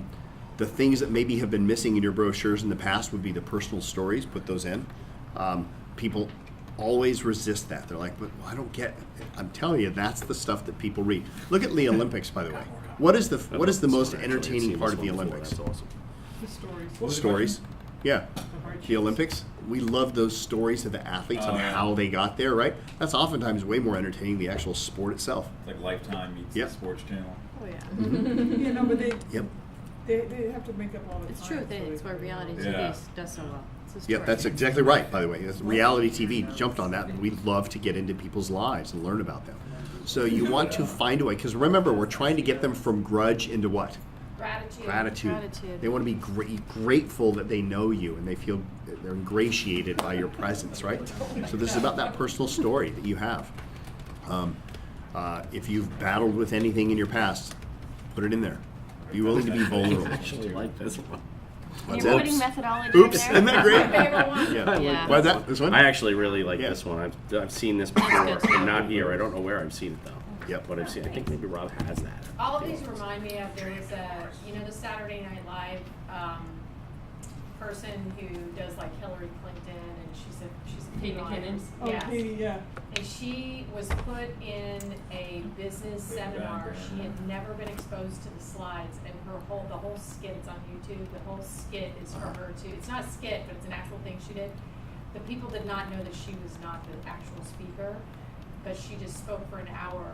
It never, just to whatever she. Whatever slide was coming up. And so there was, stuff like a chicken and an egg, and she would say things just These people- randomly and say, I know you know what I'm talking about in the snack room. I mean, she would just say random stuff. Yeah. And an entire hour. Like seminar. improv at its finest. The entire thing was improv. Oh, that Wow, would have been. that's tough. Have you ever seen Impractical Jokers? It is my favorite show of all time. If I've ever been jealous of anybody, it's these four guys that have the show. They're basically four buddies that have grown up and they just like to fuck with each other and do Oh, I practical think I've jokes. seen it. Oh, Yeah, I've seen yeah, it yeah. previews Yeah. like an IFC or something. Yeah, and they'll Oh. do things like they'll do similar ones to that where they'll bring in people into a seminar and one of their guys has to go in and teach the seminar. They don't even know what the topic is about, and they're really embarrassing things, or they have to do like a book reading, and the book is My Problems with Erectile Dysfunction, but they don't know that until they open up the book, yeah. So funny. All right, you guys get the idea. Write up a brochure. Here's the consequence. Are you ready? Here's the challenge. The challenge is to have a fantasy brochure written by Momentum, whatever, 3 or 4, whatever. When's the next one? Give it the calendar. February 2nd, I think. February 2nd. All right, so we got, what, 2 weeks? 3 weeks? So, 3 weeks. What's 3 weeks? 3 weeks. Yeah, 3 weeks. You want to have a fantasy brochure created. And if you don't have it with you when you show up, you win something very special. If you don't, If you don't. That's not good. If you don't have it with you when you show up in printed form, I want to be able to hold it. I want to be able to touch it. You win a trip to the public library where you will stay there in banishment until you can come back with your printed brochure. Better than a tie It's a cane. It's a 4-block walk. You'll go to the public library and you have to stay there for the day until you have your fantasy brochure written up. Are you guys okay with the consequence? Yes. What if you have 4 coaching calls on that day? I'm going to try to reschedule. But What's that? What if you have 4 coaching calls on that day? I'm trying to reschedule. Oh, on that day? Called an Yeah. excuse. Well, I'm then I coming guess you don't from have to use your Miami. brochure. That was quick. No, I can get it done beforehand. I can turn it in. I'm coming from Miami. No, I have 4 calls on that day. Yeah, but you're so good. You'll be done before that. No, so I said, what if I'm done before then? That's fine. Yeah. Okay. Oh, that day of the day of the The moment. actual day of there, I have 4 calls. I'm trying to reschedule. Yeah. So you said February 2nd. I mean, my calendar's acting weird. You said the 2nd's the next one? I don't know. It was a new Is it thing of second? I don't know. students. It's like, well, that's 3 weeks from today. Okay. Yeah, roughly Yeah. 3 weeks. I'm going to try to reschedule. We'll see. Half a day. So that's it. That's the goal. Why Okay. is the KPI calendar not opening? All right. Let me. What's the incentive? What's that? yeah. To not to have to go to the public library. Yeah, the incentive is you don't have to get banished to the Have you public seen the one library. 4 blocks away? Yeah. Complete with homeless people. Yeah, you'll have them as an assistant. All right. So this was a long 2 days. Let me give me some of your takeaways. What did you guys get out of this? What are some things you're walking away with here? So I make sure that I've given you. I really want you guys to go through and watch the portal because there's so much information that we can't even get it done in the 2 days. But it's just it's much better without me huffing and hacking and having a. So put it on the calendar to do Yeah. that. And like I said, these videos are all short, 2, 5, 10 minutes at the most, so you can just kind of watch them throughout the day. But basically, what I've been doing was lying and succeeding, so which is surprising. Yeah, yeah. Like imagine how much more successful you can be then when you start doing this thing very strategically, realizing that every video that you create has an invitation for another video, has an invitation for something else. And always moving the ball forward, creating that fluidity versus that friction. What Yeah. else? What other takeaways? My biggest takeaway is well, from yesterday was doing the reverse order. I was always taught, find the free gift, and out of nowhere, you're supposed to just grab Yeah. this free gift, whatever that's supposed to be, and then you're building everything up from there, and then it never flowed. So now, reverse ordering it, I'm like, I'm discovering I had so many other things there that I can use. Mhm. And then, of course, the second step, whichever that was, content for prospects. Product for Product prospects. prospects, Yeah. yeah. Good. Any other takeaways? Yeah. Well, in the business that I have, there's the visualization piece and then there's the innovation piece. And I have tried for the past 5 years to combine the two, which has been very damaging. Yeah. Because there's 3 very distinct products that can come out of visualization Okay. that are in that core offering Yep. that I can keep separate and have a whole different separate series of things that go with that. Yep. And then there's the $1 million teams. Both of them can lead to the consulting or the product for Product for customer- clients. Yeah, the product for clients Mhm. thing, but I've just tried too hard trying to make them fit together in a flow, and they don't have to. They don't have to. Yeah. Yeah. So Well that was done. very freeing for me Yeah. to have permission to do that. And Cool. that was helpful. So I did maps for both of those, different core offerings for both of those. Sweet. Yeah. Good. Good. Good. What else? Anything I else? felt like coming into this that this was my biggest weak link, which is insane when you think about a business model, that you feel like your product is your biggest weak link. But I feel like now I have some definition and some clarity on how I want to develop it and where I want to go with it. Yep. And there's a lot more components to it than I had put into it before. Yeah. And you're starting to realize that there's things you need to add into that core offering Yeah. as well, right? Right. Yeah. Yeah. That create that value. Yeah, and separating it out into those by the way, 4 put that ways. in that fantasy brochure. I'm sorry? Put that in the fantasy brochure. Which part? The other things that you don't have a part of it right now, Okay. yeah, feel free to throw them in there. So, if it includes a limousine ride to the store, This is okay. maybe you don't do that right now, but you think, fuck, like think about it. How much more powerful of an experience would it be is if that person, a limo pulled up to their door and took them to the store? Would that add to the experience, right, and make this even more fun for them? Any other takeaways? I think for me it helped, I guess, congeal a lot of like kind of gaps I had. Seeing it from a completely different angle. Especially I like I look at it as like a marketing and sales funnel. When you flip it on its side though, you look at it as like a destination. Well, this will help you with your customers as well, right? Like you can now start to go, well, shit, we could create a whole program for them using this type of a thing. Right. Yeah. Like I said, yeah, I referred you a couple times, so. Yeah. The Well, one guy eventually- gets on though, man. I'm interested to see how that plays out. What's that? The one guy Evan gets on, he's a great guy, but man. Could be a challenge. Yeah. I liked today as well how you had us put the two pieces together with the action mistakes and the thinking mistakes. Yeah. Along with the antidote and Cool. solution. And remember, get those things into your blog so they don't just stay in your notebooks. You really want to get that stuff out. And I'll follow up with you guys with some additional titles. I think we've got like over 100 different products for prospects and gifts that you guys can create in those lists, and a lot of it's just repurposing this stuff. Your parking stamps are here. I'm not going to touch them. I'll just let you guys come get them. Thank you for your time and your attention, and thank you for your compassion with me these past few days, not being the most energetic or vivacious person here. You gonna shake hands tonight? I'm going to be elbow bumping. Yeah, it's a weird Yeah. thing, right? Like you Yeah. want to. And Even at one of my political opponents, I met him at the mayor's breakfast yesterday. He Shakes goes, hands? He goes, you gotta fucking shake hands. I go, no, I don't want to get people sick. He's like, you're gonna be putting up the wrong image. I'm like, ah. I would just make sure your hands are clean, dude. Yeah, maybe. Maybe I'll Sanitizer. have the sanitizer, which be doing Yeah. all the time and shake people. Or some Mickey Mouse. Because it does look shitty if I'm not willing to touch people's Yeah. hands. Oh, yeah. Yeah, but I'm doing it for the right reasons. I don't want to get people sick. You know what you do? Well, I can't really wear a glove because then people will think you're being Trump. Yeah, yeah. Yeah. No, you know what? Sanitizer. We just use looked sanitizer. RSVP. We had 99. Just And use we have your it. sanitizer. It holds That's a 100. lot. Yeah. Use your But these are sanitizer. all friends. I mean, all of these people know me. There's gonna be very few people there that don't know who I am. They're all, thank you, friends. So hopefully they'll understand. Just so you know, my suggestion on what you could do better was to not have Ebola. Yeah, not have Ebola. Good feedback. I'll work on that. Yeah. I will have that fixed by the next time I see you. bet. Just have people who are died vote for you, and then you'll become Miami. Yeah, exactly. Yeah. I'm gonna try to really work on the dead voters. Yeah, they're perfect.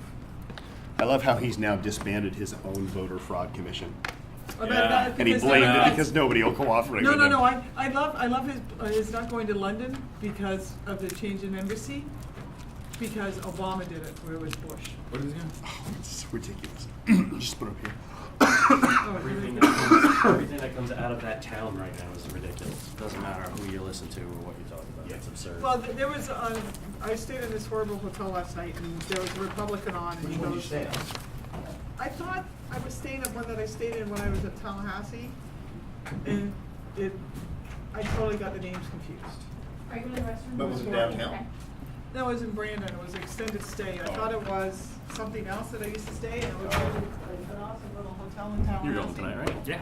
Had the wrong Thank key. you. You drive up or fly up? No. Huh? You drive? I drove. You're an aristocrat. But my car that I was gonna So, drive, I have an I opinion. was on the Question beach, for you. and I was driving back, and the engine Does just this drive literally you? like just Yeah. imploded on Okay. me. So I have a This is rental, our new blog. and then it doesn't have the, Right?